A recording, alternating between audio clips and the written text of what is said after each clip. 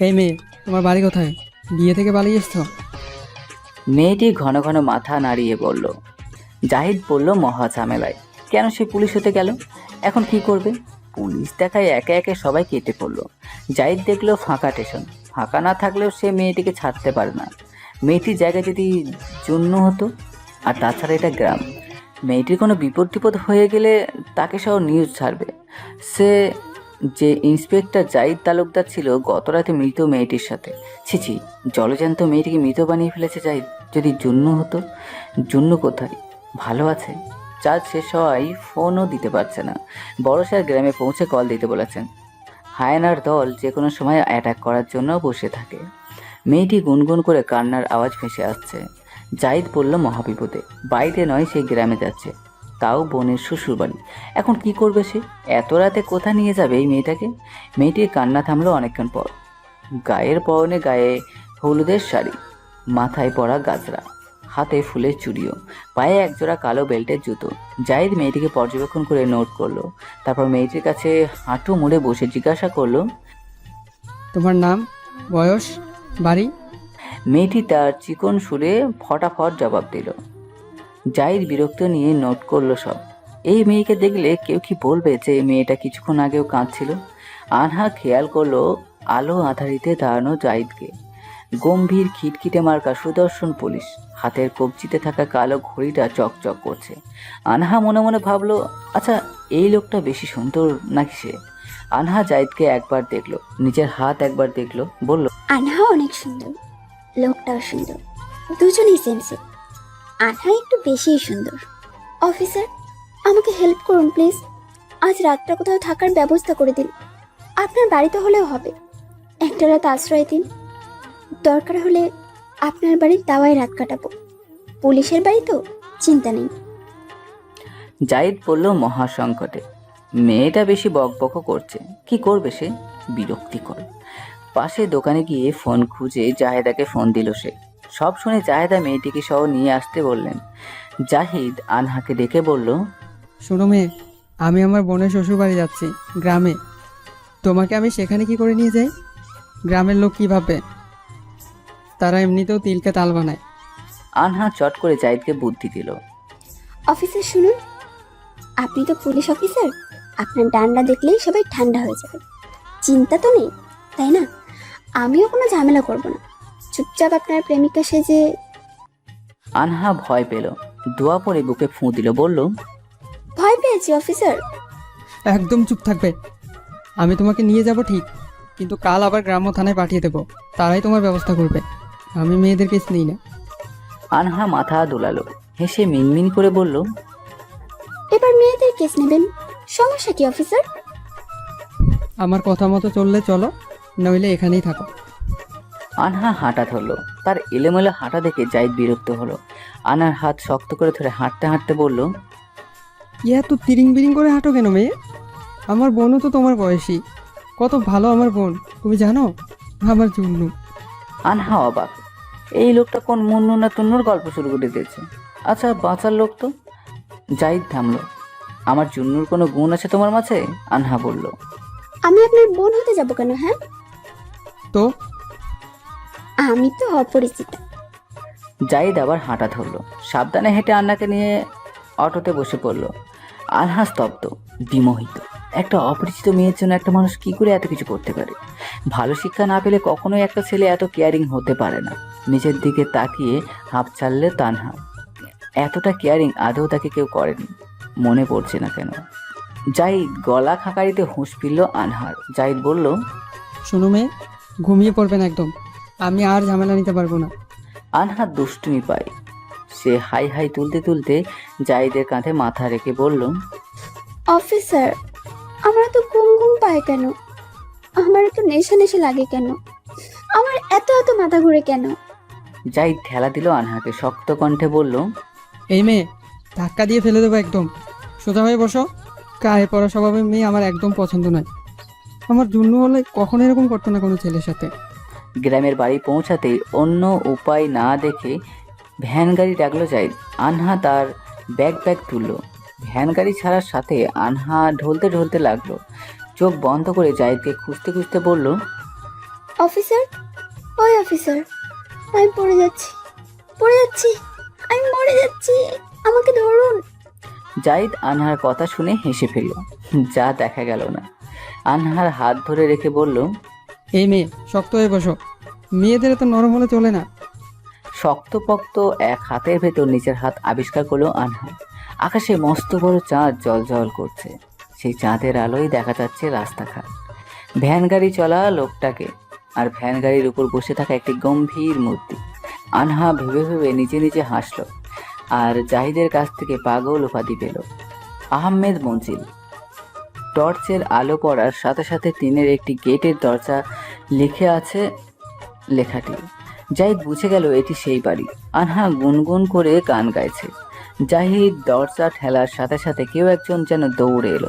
জাহিদকে দেখার সাথে সাথে কাঁচুমাচু করে বলল, আমি সামাদ মিয়া, জাহানারা বেগমের একমাত্র পোলা। জাহিদ বুঝলো লোকটা কেন এভাবে কথা বলছে। জাহিদ স্বাভাবিক গলায় বলল, জি, আমি জিনিয়ার ভাই, মানে এবারে বড় বউয়ের ভাই। বেশি কিছু বলতে হলো না। জিনিয়া দৌড়ে এলো, হোঁচট খেয়েও পড়তো। জাহিদ আটকে উঠে বলল, জুনু পড়বি তো? আনহা চোখ ছোট ছোট করে জিনিয়াকে দেখলো। এই তাহলে জন্য তুন্ন মুন্নু।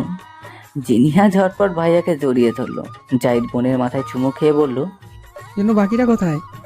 জিনিয়া কিছু না বলে জাহিদের পকেটে হাত ঢুকিয়ে দিল। 2টা চকলেট বের হলো। হেসে দিল জিনিয়া, আবার হাত ঢোকালো। আরও 2টা পেল, আবারও হাসলো জিনিয়া। অন্য পকেটে হাত ঢোকালো এবার, আরও কয়েকটা চকলেট পেল। জাহিদ তার হাতে থাকা ব্যাগ দেখিয়ে দিয়ে বলল, এখানে অনেকগুলো জিনিস আছে, তোর শ্বশুরবাড়ির জন্য এনেছি, আম্মা আনতে বলেছে, দিয়ে দিস। জিনিয়া গাল ফুলিয়ে বলল। চকলেটস 8টা কেন?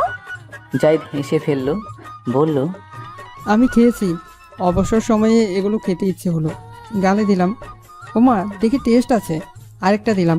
এবার আর খাইনি, তুই বকবি বলে। স্টেশনে চকলেট পাবো কই আবার? তুই তো আবার যেমন তেমন চকলেট খাস না। জিনিয়া একগাল হাসে। জাহিদের পাশে দাঁড়ানো তার সমবয়সী মেয়েটাকে দেখে জিনিয়া এগিয়ে যায়। আনহার গাল ছুঁয়ে বলে, আমরা তাহলে তোমার কথা বলি। কি নাম তোমার? সিদ্রাতুল আনহা, বয়স 20, বাড়ি বলবো না। জাহিদ হতবাক। জিনিয়া হেসে দিল খিল করে, বলল, আচ্ছা বলিও না, কিন্তু তোমার নামটা খুব মিষ্টি। তোমার নামটাম কিছু বলো, আর তোমার ভাইয়ের নামও, আই মিন অফিসারের। আনহার কথা শুনে জিনিয়া আবারও হেসে ফেলল, বলল, আমার নাম ইনশাহ তালুকদার, সবাই ডাকে জিনিয়া। ভাইয়ের নাম ইশতিয়াক তালুকদার, সবাই ডাকে জাহিদ।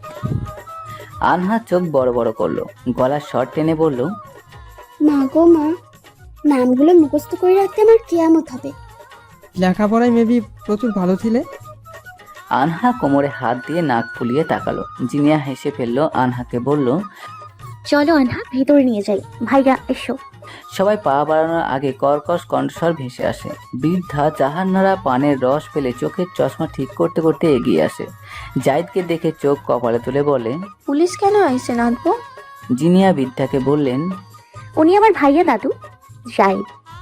জাহিদ সালাম দিল। বৃদ্ধা অনেক ভেবেচিন্তে সালাম নিল। বৃদ্ধা আনহাকে দেখে কপাল কুঞ্চন করলো, লাঠি দিয়ে দেখিয়ে বলল, ওটা কে রে নাথবো? তোমার কি বোন ছিল? জিনিয়া কি বলবে খুঁজে পেল না। আনহা চট করে বুড়িকে পা ধরে সালাম করে নিল, জড়িয়ে ধরে বলল, দাদু, আপনি আমাকে কি করে চিনবেন? আমি তো জিনিয়ার বান্ধবী, তার বোনও লাগি। বান্ধবী কম, বোন বেশি। বছরে 12 মাসের 10 মাস জিনিয়ার বাড়িতেই থাকি। আন্টি আমাকে মেয়ে বলে ডাকে তো, তাই। তার বান্ধবী? ভালো কথা। তার ভাইয়ের সাথে কি?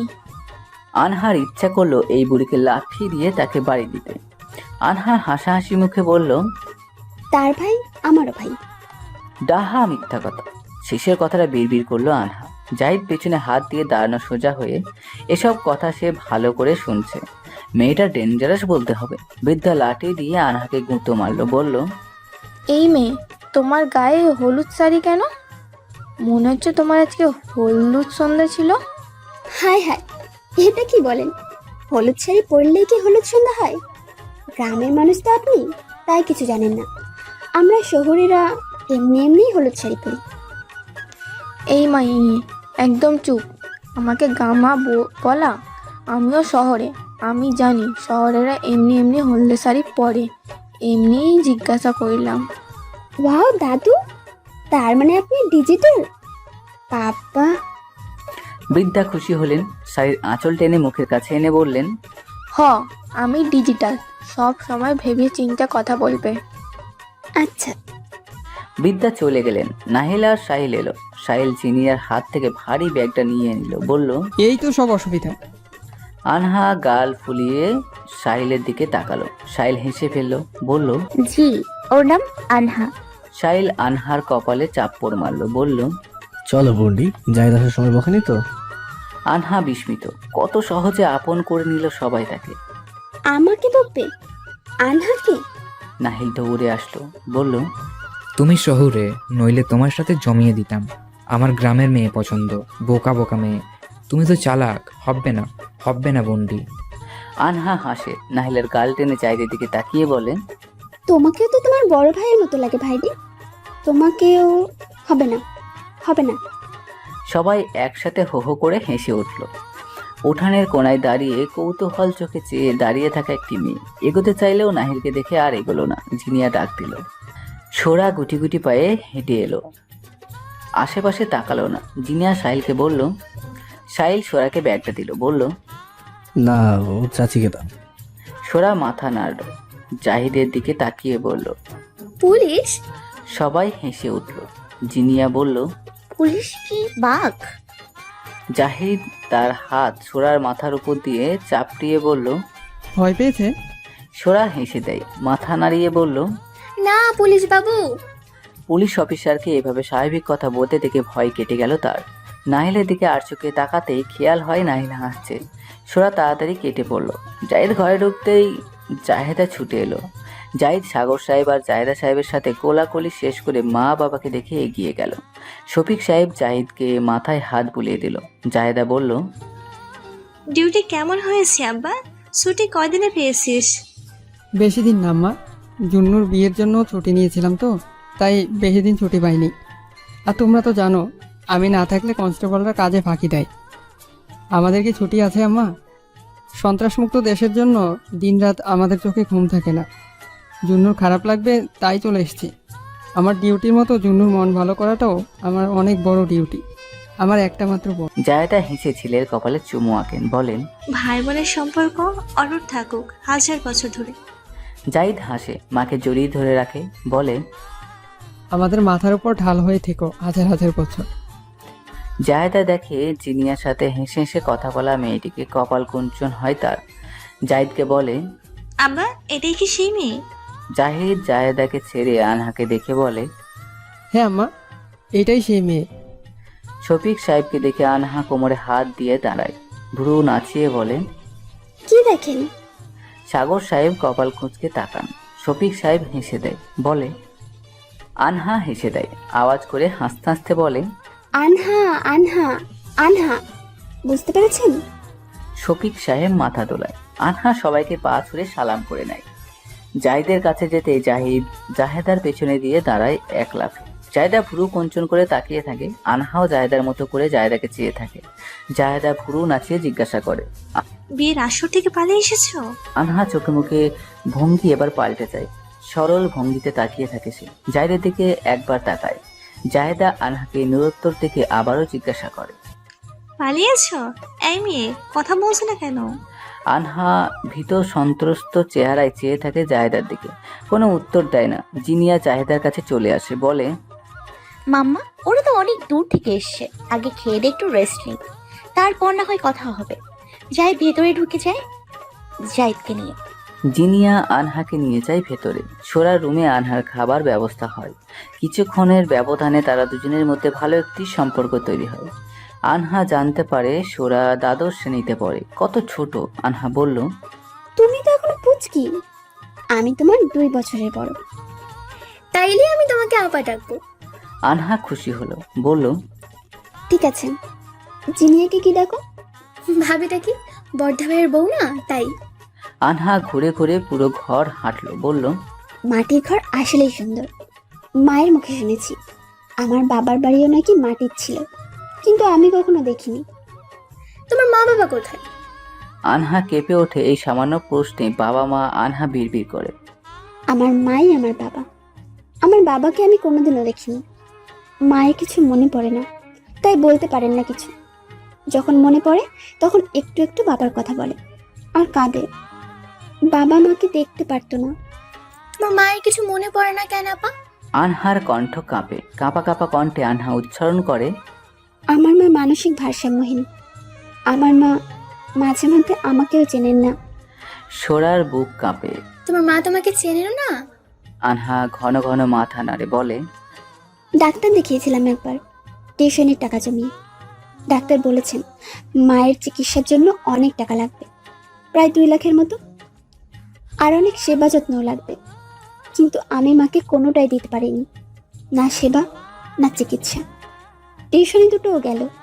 সোরার কৌতূহল আরো বাড়ল। তুমি পালিয়ে এসেছো কেন তাহলে? তোমার মা এখন কোথায়? আমার খুব খিদে পেয়েছে জানো। সোরা লাফ দিয়ে খাটে থেকে নামে। আপা তুমি কল পাড়ে আসো, মুখ ধুবে। আম্মা এক্ষুনি চুলা থেকে গরম ভাত নামিয়েছে, দেশি মুরগি রান্না করছে, ঝাল ঝাল আলু ভর্তা আর ডাল রান্না করছে। খাবে চলো। ওয়াও, সবই তো দেশি। কতদিন খাই না। মাও হোটেলের কেনা খাবার মাও খেতে চায় না। মন খারাপ করো না আপা, তোমার মাকে নিয়ে একদিন এসো। আমার হাতের রান্না সবাই পঞ্চমুখ। বড় চাচাতো তো মাকে সেরে রাঁধুনি উপাধি দিচ্ছে। আমার হাতের রান্না কি তুমিও বলবে, দেখো। আনহা আসে। দুজনেই কল পারে যায়। আনহা মুখে পানি দিতে দিতে বলে, সবার সাথে একসাথে খাবো। সবার সাথে বসে একসাথে খেতে কি মজা। সোরা হাসলো, বলল, আচ্ছা আবার সবাই এমনিতেও খেতে বসবে। এই অফিসার কোথায় ঘাপটি মেরে বসে আছে বলো তো, আর দেখি না তাকে। সোরা হেসে ফেললো, বলল, পুলিশ বাবুকে তুমি ভয় পাও না বুঝি? পুলিশ বাবু আমাকে ভয় পায়? সোরা অবাক। পুলিশকে ভয় পায় না? সে তো খুব ভয় পায়। পুলিশরা কিভাবে মারে? ওরে বাপরে। গোল গোল বড় সাইজের টেবিল বসানো বারান্দায়। সাইলের দাদার আমলের বানানো কালো কাঠের টেবিল, অনেক মজুত আর টেকসই। আজকাল এমন কাঠ পাওয়া দুষ্কর। এত বড় টেবিলটা বারান্দায় প্রায় অর্ধেকাংশ জুড়ে। বারান্দায় বসা খাটটাও কালো কাঠের। খাটের ওপর বসা বিদ্যা, জাহানারা, সাদিদ আর সোরাকে আদেশ করাই ব্যস্ত। রান্নাঘর থেকে ভাত তরকারির বাটি টানাটানি করার এক পর্যায়ে ক্লান্ত ভাই বোন দুজন। সাদিদ বিরক্ত হয়ে বলল, কেন যে এই শহরগুলোয় এলো? সোরার মা সালমা হাঁক ছাড়ছেন রান্নাঘর থেকে। সোরা দৌড়ে যাওয়ার এক পর্যায়ে কারো বুকের সাথে লেগে দুম করে বাড়ি খেয়ে সেটকে পড়ে দৌড়ে। নাইল বিরক্তি ভঙ্গিতে বুকের কাছে মুছতে মুছতে বলল, চোখে কি দেখো না মেয়ে? আমার নাকের উপর লেগে থাকা তেলাপোকার হাগু লাগিয়ে দিয়েছো আমার শার্টে। তুমি জানো এটা কেমন ব্র্যান্ডের শার্ট? সোরা নির্বাক। সে ছিটকে পড়েছে আর এই লোক পড়েছে তার শার্ট নেই। নাহিল চোখ তুলে দেখলো সোরাকে, বলল, কি দেখছো ওভাবে? নাহিল ভাবে একটুকুনি একটা মেয়ে, বয়স কত হবে? নিশ্চয়ই 18। তার 10 বছরের ছোট হবে এই মেয়ে, অথচ কত রাগ। নাহিল আবার বলল, এই পিচ্ছি, নাক ফুলিয়েছো কেন? সোরা কাঁদো কাঁদো মুখে বলল, ছোটদা ভাই, আমি আপনার সাথে কথা বলি না, জানেন না? নাহিল অবাক হওয়ার মতো করে বলল, না জানি না তো, এখনই জানলাম। কখন থেকে কথা বলছো না? সোরার ভীষণ রাগ হয়। লোকটার সামনে দাঁড়াতে তার ভীষণ রকম অস্বস্তি হয়। লজ্জা আড়ষ্টতা ঘিরে ধরে একদম। সোরা বিরক্ত নিজের উপর। সে কালো চামড়া কেন হতে গেল? ভাবি কিংবা আনহা আপার মতো হলে কি হতো? পরক্ষণে মনে পড়লো বড় দাদা ভাইও তো তার মতো শ্যামবনে। বড় দাদা ভাইকে তো অনেক সুন্দর দেখায়, তাহলে তাকেও কি দেখায়? বিদ্যা জাহানারা ধমকে ডাকলেন সোরাকে। সোরা বের হয়ে গেল ঘর থেকে। রান্নাঘরে ঢুকতেই জাহানারা সোরাকে জেরা করলো। সুন্দর পোলা দেখেছে তো তাই ঘুরঘুর করা শুরু হয়েছে তার। উল্টো পাল্টা কিছু কানে আসলে পা কেটে ঘরে বসিয়ে রাখবো, দেখিস। সামাদ মিয়া যেন কোথা থেকে ছুটে আসে। জাহানারা ভেবে পায় না তার মেয়েকে কিছু বলতে গেলে সে হাজির। সামাদ মিয়া মায়ের মুখের ওপর কথা বলার সাহস পায় না। তারপরে মেয়েকে যখন বকলো তখন বলল, আমা আমার সুরা ভালা, রঞ্চু চাচার বড় মিয়ার ছেড়ে দেখো নাই, পরপুরুষ লইয়া পালাইছে। ছোয়াটার নাকি আবার কার সাথে লেনদেন আছে। আমার সুরার নামে কখনো এসব কথা কাউকে বলতে শুনছো?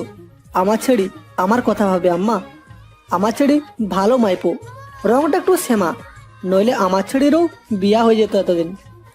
তবে চিন্তা কইরো না, রঞ্চু চাচারে কইছি ভালো পোলার সন্ধান পাইলে কইতে।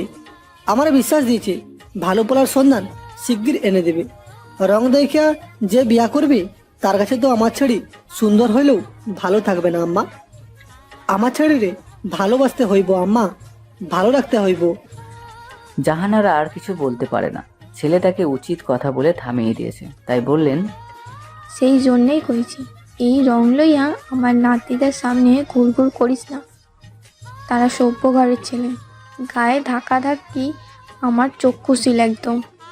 মেয়ে মানুষ, তাদের থেকে দূরে দূরে থাকবি। তো আমি কি তোমাদের ভালোবাসি না? আমি না খাইয়ে তাদের খাইয়াই না? আমার জন্য তো তোমরা ছেড়ে ছুড়িয়া কিছু কইতে পারো না। তোমার বউ জামাইয়েরও কিছু কইতে পারো না। আমি মরলে বুঝবে আমি কি ছিলাম। ছোড়া মাথা নামিয়ে দাঁড়িয়ে থাকে। সামাদ মিয়া মায়ের কাছে গিয়ে বলে, ও আম্মা, রাগো কেন? তোমার বউ এমনি এমনি বলছে, রাগ করো না আম্মা। সবাই খেতে বসে মনে হয়, আসো তুমিও খেতে বসবা, আসো। তার মধ্যে জিনিয়া চলে আসে। সোরাকে ডেকে বলে, সোরা আসো, তোমার ভাইয়াদের সাথে বসবে। আনা ডাকছে তোমায়। সাদিদ কোথায় চাচা? সাদিদ আছে বৌমা, তোমরা যাও, সুরা সাদিদ পরে খাবে। না না, ওরা আমাদের সাথেই খাবে। ওদের বড় ভাই ডাকছে না, উনি ওদের ছাড়া খাবে না বলেছে। আসো সোরা। সোরাকে জিনিয়া হাত ধরে টেনে নিয়ে আসে। সাদিদকেও পেয়ে যায়। দুই ভাই বোনকে সাহিলের পাশে বসিয়ে দেয়। সাহিল দুজনকে বলে, এত লজ্জা ফেলে চলবে? এত লুকিয়ে থাকো কেন? সোরা সাদিদ দুজনে মাথা নামিয়ে বসে থাকে।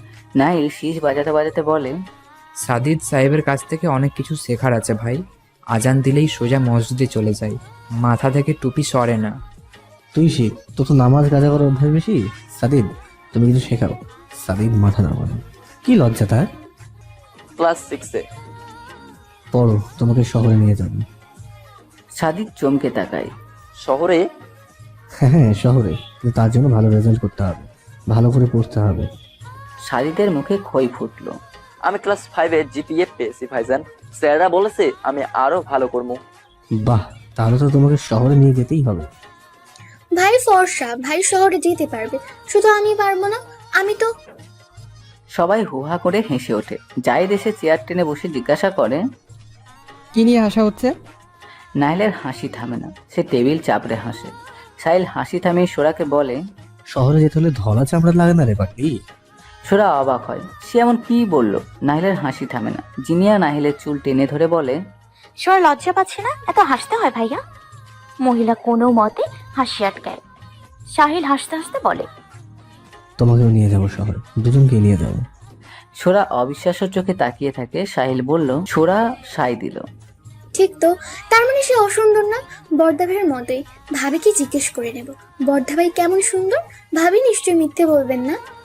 আনহা এলো, জাহিদের পাশে চেয়ার টেনে বসলো। বলল, অফিসার, জাহিদ চেয়ার ছেড়ে উঠে দাঁড়ালো। জিনিয়ার পাশে গিয়ে বসলো। ফিসফিস করে বলল, চুন্নু, মেয়েটা সুবিধার না। কোনো মেয়েকেই তো তোমার সুবিধার মনে হয় না ভাইয়া। আল্লাহ জানে কি আছে তোমার কপালে। চুন্নু, সব মেয়েদের দেখলেই তোর কথা মনে পড়ে। জুন্নুকে খুঁজি সবার মাঝে। জিনিয়া হেসে ফেলল, বলল, সবাইকে জানুন মনে করলে হবে? আমি ছোট বোন হয়ে তোমাকে ওসব শেখাতাম? জাহিদও হাসে, বলে, না, শিখাতে হবে না, আমি শিখতে চাই না। জিনিয়া সবাইকে খাবার বেড়ে দিল। শফিক সাহেব, সাগর সাহেব, সাজেদ সাহেব চলে আসে। সামাদ মিয়াকে বসিয়ে দেয় জিনিয়া। শফিক সাহেব আর সাগর সাহেবের মাঝে চেয়ারে বসা আনহা সবাইকে শফিক সাহেব আর সাগর সাহেবকে দেখিয়ে দিয়ে বলে, সবাই দেখো, এই বুইরার জায়গা পাইল না, আমার পাশে বসারই জায়গা পাইল। শফিক সাহেব আর সাগর সাহেব মুখ ফুলায়। তারা কেমন বুইড়া, আবার লাঠি ধরে না তো? আনহা দুজনকে মুখ ফুলিয়ে রাখতে দেখে উঠে দাঁড়ায়। মাথায় ভালোভাবে ওড়না পেঁচিয়ে দুজনকে খাবার বেড়ে দেয়। বলে, খাও বাচ্চারা, আর মুখ ফুলিয়ে রেখো না।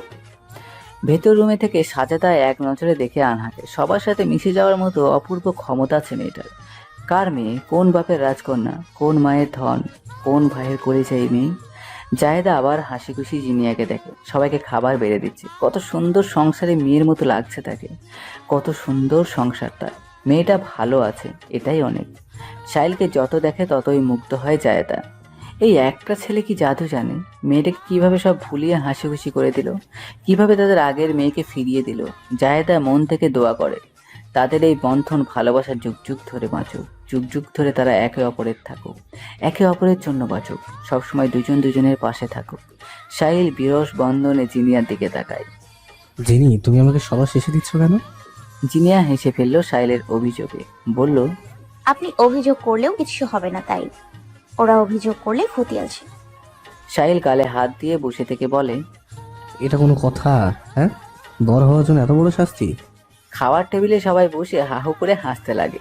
আনহা বলল, ভাইটি, চিনি তো অনেক কম প্যারা দিচ্ছে তোমাকে। আমি তো আমার বরকে সেই রকমের প্যারা দেবো, উঠতে বসতে হাঁটতেও। জাহিদের কাশি উঠে যায়। জিনিয়া দৌড়ে যায়, জাহিদের মাথায় হাত চাপড়াতে চাপড়াতে পানির গ্লাস এগিয়ে দেয়। পানি খাওয়া শেষে জাহিদ আনহার দিকে রেগে তাকায়। এ মেয়ে, খাবার টেবিলে বসে বকবক করতে নেই, শেখায়নি তোমার মা বাবা? আনহা চুপ হয়ে যায়, মাথা নামিয়ে ভাত নাড়াচাড়া করতে থাকে। মা বাবা টানলো কেন এই লোককে? খুব নরম জায়গা আনহার, লোকটা কি জানে না? জিনিয়া পরিস্থিতি সামাল দিতে আনহার কাছে যায়, বলে, আনহা মন খারাপ করলে তোমাকে প্যাঁচার মতো লাগে। আনহা অনেকক্ষণ পর ডাক দেখি হেসে বলে, আমার মাও এমনটা বলে, বলে আমাকে নাকি হাসলে অনেক সুন্দর দেখায়, আর কাঁদলে পেঁচার মতো লাগে।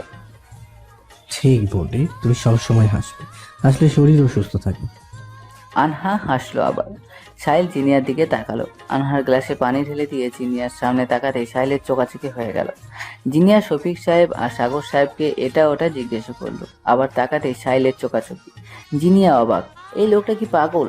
জিনিয়া এবার সরাসরি তাকালো, ভ্রু নাচে ইশারায় জিজ্ঞাসা করলো, কি? সাহিল মাথা তোলালো এপাশ ওপাশ, তারপর খাওয়াই মনোযোগ দিল। জিনিয়া আনমনে হাসলো, তার পাগল বর। নদীর দুকুল ছাপিয়ে পানি, বর্ষার প্লাবনে পানি থই থই করছে চারপাশে। কাঁঠাল চাপার গন্ধ ভেসে আসছে মৃদুমন্দ হাওয়ায়। কয়েকটা জেলেকে দেখা যাচ্ছে নদীর পাড়ে। নদীর পাড় থেকে দূরে কয়েকটা ছোট ছোট বাড়িঘর দেখা যাচ্ছে।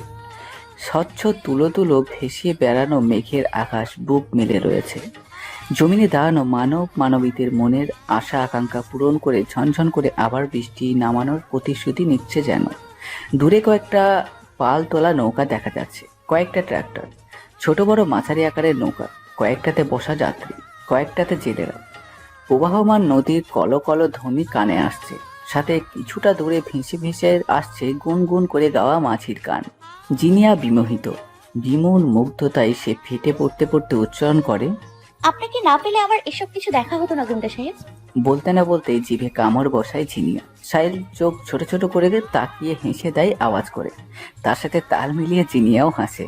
পকেটে হাত গুজে হাঁটতে হাঁটতে সাহিল শুধালো, মা ও আমায় আদর করে দুটো ডাকতো, নাহিলকে মুন্টু ডাকতো। মা চলে যাওয়ার পর গ্র্যান্ডমা ডাকতো। মায়ের যখন আমার রাগ হতো তখন মা সাহিল ডাকতো। আমার উপরে না, ঠিক বাবার উপর হতো। বাবা যখন মায়ের হাত তুলতো তখন। গায়ে হাত? আপনার মা কোথায় এখন? জানি না, মা আমায় ভালোবাসেন তাই ছেড়ে চলে গিয়েছে। আমাকে তার প্রয়োজন নেই, তো মায়ের ভাবা উচিত ছিল আমার তাকে ভীষণ প্রয়োজন, ভীষণ। জিনিয়া আর কিছু বলার সাহস পায় না। লোকটা চোখের কোণা জ্বলছে। কেমন মা তিনি? স্বামীর উপর অভিমান করে চলে যাওয়ার আগে ছেলের কথা কেন ভাবলেন না? ছেলের তো কোনো দোষ ছিল না। সাইলের হাতের ভাঁজে হাত রাখে জিনিয়া, বলে, ধরুন। সাইল চোখ নামিয়ে জিনের হাতটা দেখে। তার হাতের ভাঁজে হাত রাখার আপ্রাণ চেষ্টাই মেয়েটার। সাইল মৃদু হাসল।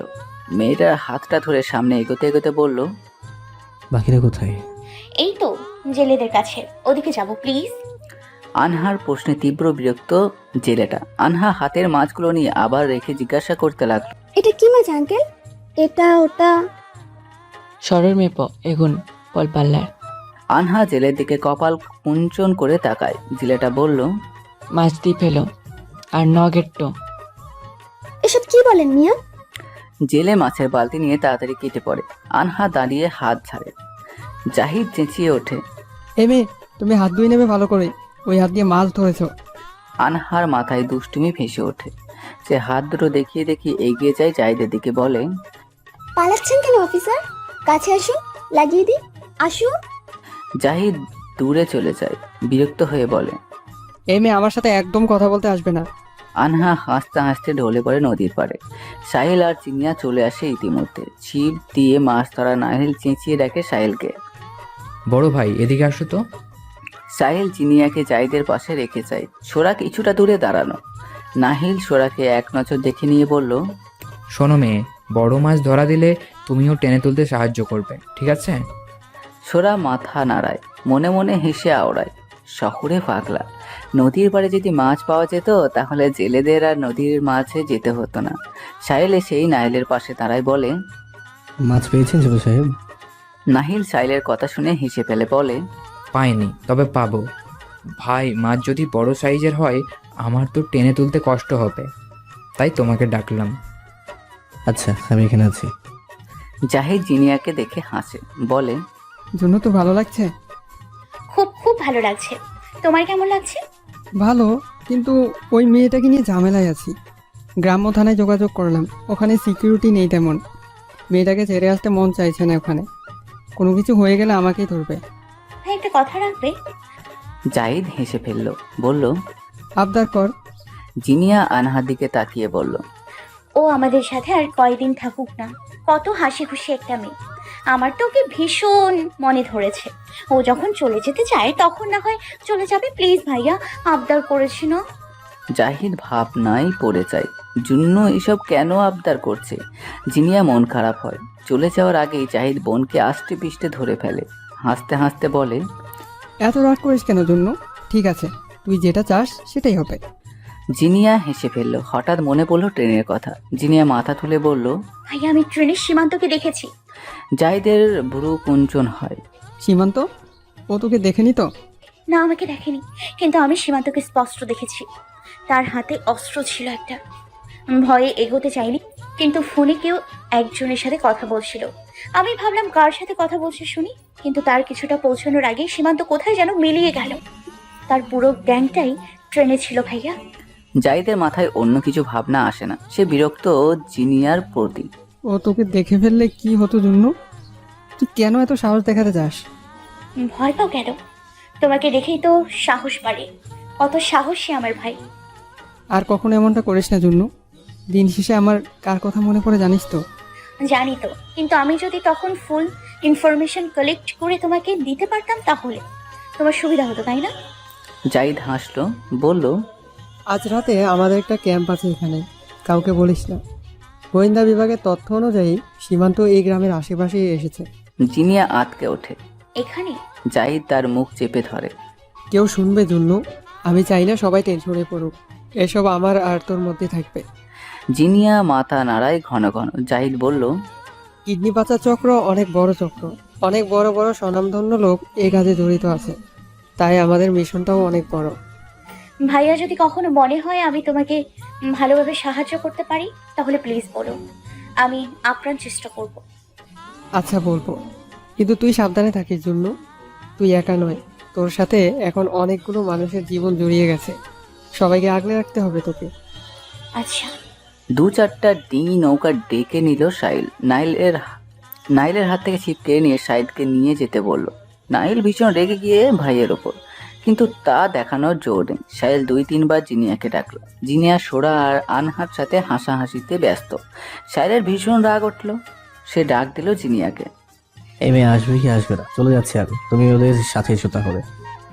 জিনিয়ার সাথে সাথে বাকিরাও হেসে ফেলল। আনহা জিনিয়াকে বলল, তোমার বর তোমাকে চোখে হারাচ্ছে। হায় রে, আজ একটা বর নাই বলে। ভাইয়া আছে, তুমি দেখতে পাচ্ছ না ভাইয়া কি ভাববে? আনহা হো হো করে হেসে উঠল। অফিসার আমাকেই ভয় পায়। জাহিদ আর চোখে বিরক্ত নিয়ে তাকিয়ে চট করে সরে পড়ে। জিনিয়া হেসে ফেলল। সাহিলের গর্জন ভেসে এলো। যিনি তোমাকে আমি ডেকেছি না? ডেকেছি, আসতে হবে না, আসিও না। জিনিয়া তাড়াতাড়ি হাঁটতে চায়। সাহিল আবার ধমক দেয়। এই মেয়ে, এখন দৌড়ে কোনো লাভ হবে না, তোমাকে নৌকায় তুলবো না, দরকার নেই, যাও। জিনিয়া মন খারাপ হয়। জাহিদ পকেটে হাত গুজে দাঁড়িয়ে হাসে সাহিল আর জিনিয়ার কাণ্ড দেখে। আহা, বোনটার মুখটা দেখার মতো হয়েছে। সাহিল মাঝিকে হাত নাড়িয়ে বলে, চাচা আপনি চলেন, আর কাউকে দরকার নেই। কতবার ডেকেছি, আমার কথার তো কোনো দামই নেই। জিনিয়া এগিয়ে গেল, হাত বাড়িয়ে দিয়ে বলল, না, আমি যাব, হাত ধরুন। সাহিল ধরল না। মাঝি হাঁ করে চেয়ে রইল দুজনকে। জিনিয়া হাত বাড়িয়ে দিল, বলল, হাত ধরুন। কথায় কথায় রাগ করে ফেলেন কেন? সাহিল তারপরেও হাত ধরল না। জিনিয়া মুখ কালো করে ফেলল। চলে যাওয়ার জন্য পা বাড়াতেই সাহিল ডাক দিল। ঠিক আছে, আমিও নেমে যাচ্ছি, চড়তে হবে না নৌকা টোকা। জিনিয়া গাল ফুলিয়ে দাঁড়িয়ে থাকলো। সাহিল নেমে গেল নৌকা থেকে। জিনিয়া সাহিল না দেখার মতো হেসে ফেলল। আল্লাহ, লোকটা তো পুরো পাগল। মাছি মাল্লা ডাক দিল। নজরিবেন বাবু। সাহিল ঘাড় ঘুরিয়ে তাকালো। জিনিয়ার দিকে তাকিয়ে আবার মুখ ফিরিয়ে নিল। জিনিয়া বলল, আমি একা একা চলবো, তারপর মাঝ নদীতে গিয়ে চুপ করে ডুব মারবো। মাছি জিনিয়ার কথা শুনে হেসে ফেলল। জিনিয়া নৌকায় থাকা ছেলেটির সাহায্য নৌকায় উঠে বসলো। ভয়ে প্রথমে গা ছমছম করলো। জাহিদ অবাক হয়ে চেয়ে রইল। আরে জুন্নু! জিনিয়া জাহিদকে বলল, ভাইয়া তোমাদের নৌকা ঐক্য, উঠে বসো। মাছি মাল্লা আবারও সাহিলকে ডাক দিল। বাবু ওনার বউ ডয়রাবো এইন আর গুছিস না গড়েনা থেকুন। সাহিল গেল না। আবার কি মনে করে গেল। জিনিয়ার কাছ থেকে দূরত্ব রেখে বসলো। মাছিকে বলল, কেউ পড়ে টরে গেলে আমি ধরতে পারবো না, বলে রাখলাম আগে। জাহিদ ঘাড় ঘুরিয়ে সোরাকে দেখলো। বলল, এই দিচ্ছি। সোরা ভরকে গেল। আমাকে ডেকেছেন পুলিশ বাবু? জাহিদ মাথা নাড়ল। সোরা ভয়ে কাঁচামাচু করে জাহিদের সামনে এলো। জাহিদ বলল, এই নৌকাগুলো কত দূর যাবে? আচ্ছা, তোমার নাম কি যেন? সোরা, নৌকা ওই পারেও যায়, জাহিদ বলল। আচ্ছা, বুঝেছি। তোমার ভাইয়ের নাম কি? সাদিক। ওকে ডাকো, আমার সাথে নৌকায় উঠবে। সোরা মাথা নাড়ল। আচ্ছা বাবু। সোরা এক দৌড় লাগালো। জাহিদ হেসে দিল সোরার দৌড় দেখে। সোরা সাদিদকে গিয়ে বলল, তোকে পুলিশ বাবু ডাকছে ভাই। আমি আর কয়জনের কাছে যাব? শ্রদ্ধা ভাই তো ছাড়ছেই না আমাকে। নাহিল প্যান্টের পা গোটাতে গোটাতে বলল, সাদিদ তুমি যেতে পারবে, কিন্তু শর্ত আছে। সোরা মুখ ভাঙায়। কি শর্ত? আমার সাথে কেউ একজনকে তো থাকতে হবে, তাই না? শাহিদ মাথা নাড়লো, বলল, আপা থাকুক, আমি পুলিশ বাবুর কাছে যাই। সোরা না না করে উঠলো। নাহিল বলল, সোরা না না করে উঠলো। পুলিশ বাবুকে ভয় করে আমার। নাহিল হো হো করে হাসলো। সাদিক চলে গেল। তৈনা খাতুনকে সাথে নিয়ে আনহা আবারও চলে গেল। জাহিদ বিরক্ত নিয়ে বিড়বিড় করলো। এই মেয়েটা চলে গিয়েছে, আবার এসছে কেন? আনহা এসেই কোমরে হাত দিয়ে দাঁড়ালো। এদিক ওদিক হেঁটে বলল, সবাই দাদুকে রেখে চলে এসেছে। দাদু কত রাগ করেছে। তৈনা খাতুন হাসে, বলেন, আহারে, কেউ আমার কথা ভাবলো না। এই 2 দিনের মেয়েটা কত ভাবলো আমাকে নিয়ে। নৌকায় উঠে বসুন দাদু। সাদিক কই? সাদিক যাবে আপনার সাথে?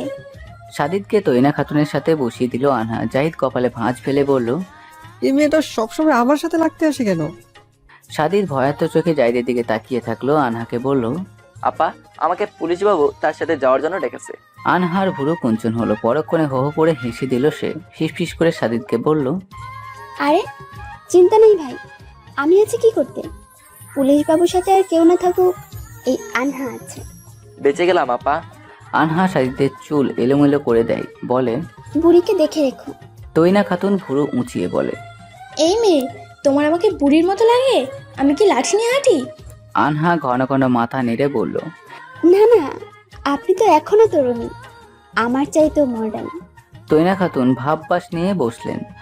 আনহা হাসতে গেল। আনহাকে এগোতে দেখে জাহিদ তাড়াতাড়ি নৌকায় উঠে পড়ে। মাছিকে ছেড়ে দিতে বলে তাড়াতাড়ি। আনহা চেঁচায়, এই মাঝি, আমাকে না নিয়ে কই যান? হ্যাঁ শোনেন, আমাকে নিলে মামু বেশি পাবেন, আমি দেব। টাকার গরম। আনহা ভেঙচি কাটল। তো এ না পা। আনহা গিয়ে উঠলো নৌকায়। ধপ করে গিয়ে পড়লো জাহিদের পায়ের কাছে। কোমরে হাত দিয়ে আর্তনাদ করে উঠল সে। মা গো মা, গেল রে গেল, আমার কোমরটা গেল। সাহিল জিনিয়া তাকালো। সবাই তাদের দিকে তাকিয়ে থাকলো। জিনিয়া ডাক দিল, ভাইয়া আনহাকে তুলো না, পড়ে গেছে তো ভাইয়া। জাহিদের জিনিয়ার উপর রাগ হলো। জুন্নুন কি জানে মেয়েরা এগুলো অভিনয় করছে? অসভ্য মেয়ে। জাহিদ হাত বাড়ালো, বলল, এ মেয়ে ওঠো, একদম ঢং ধরবে না, ননসেন্স। আনহা উঠে জাহিদের মুখের কাছে হাত ঝাড়তে ঝাড়তে বলল, কমন সেন্স। জাহিদ ঘাড় ফিরিয়ে নিল। নৌকা ছাড়ার সাথে সাথে জাহিদের উপর ঢলে পড়লো আনহা। জাহিদের পরনের শার্ট খামচে ধরলো পেছনে। জাহিদ তার পিঠ নাড়াতে নাড়াতে বলল, অসভ্য মেয়ে, সরো আমার পিঠ, ছাড়ো বলছি। আনহা ছেড়ে দাঁড়ায়। মিটিমিটি হেসে মিনমিন করে। পুলিশ বাবু, আপনাকে মজা দেখাবো আজ। সোরার হাত শক্ত করে ধরে নাহিল বলে, যাও তুমি আগে নৌকায় উঠো। সোরা হাতটা তাড়াতাড়ি ছাড়িয়ে নিল, বলল, ছোট্ট ভাই দাদি যদি। নাহিল সোরাকে কিছু বলতে নিল না, বলল, তুমি আগে উঠো, তারপর আমি উঠবো। আমার আগে উঠতে ভয় লাগে। ওরা সবাই কত দূর চলে গিয়েছে, আমরা এখনো এখানে। সোরা অন্য কিছু বলতে চাইলে নাহিল ঠোঁটের উপর আঙুল দিয়ে দেখিয়ে বলল, যেটা বলেছি করো, বেশি কথা বলে এখন গিয়ে ধাক্কা মারবার তো। সোরা ভয়ে উঠে দাঁড়ায়। নাহিল হাত বাড়ায়, বলে, এই মেয়ে, আমার হাতটা শক্ত করে ধরো। সোরা কাঁপা কাঁপা হাতে নাহিলের দিকে হাত বাড়ায়, গলা শুকিয়ে কাট। নাহিল তার হাত সোরার হাতের উপর না রেখে শক্ত করে নিজেই সোরার হাত ধরলো। সোরার মুখ দিয়ে অদ্ভুত আওয়াজ বের হলো। তরতর করে কাঁপতে কাঁপতে সে শুধালো, ছোট্ট ভাই, আমি আমি নেমে যাব। নাহিল এক ধমক দিল। নাহিল ভাবলো, ঠাস করে চড় মেরে ফেলে দেবো একদম। ছোট মেয়ে ছোট ছোট কথা বলবে, আমি পড়ে টড়ে গেলে ধরবে কে? আমি কেন ধরবো? নাহিল ভালো করে বসতে বসতে জবাব দিল, তুমি ধরবে। কালো মেয়ে ভালো হয়ে অপমানে থতমত হয়ে গেল সোরার মুখ।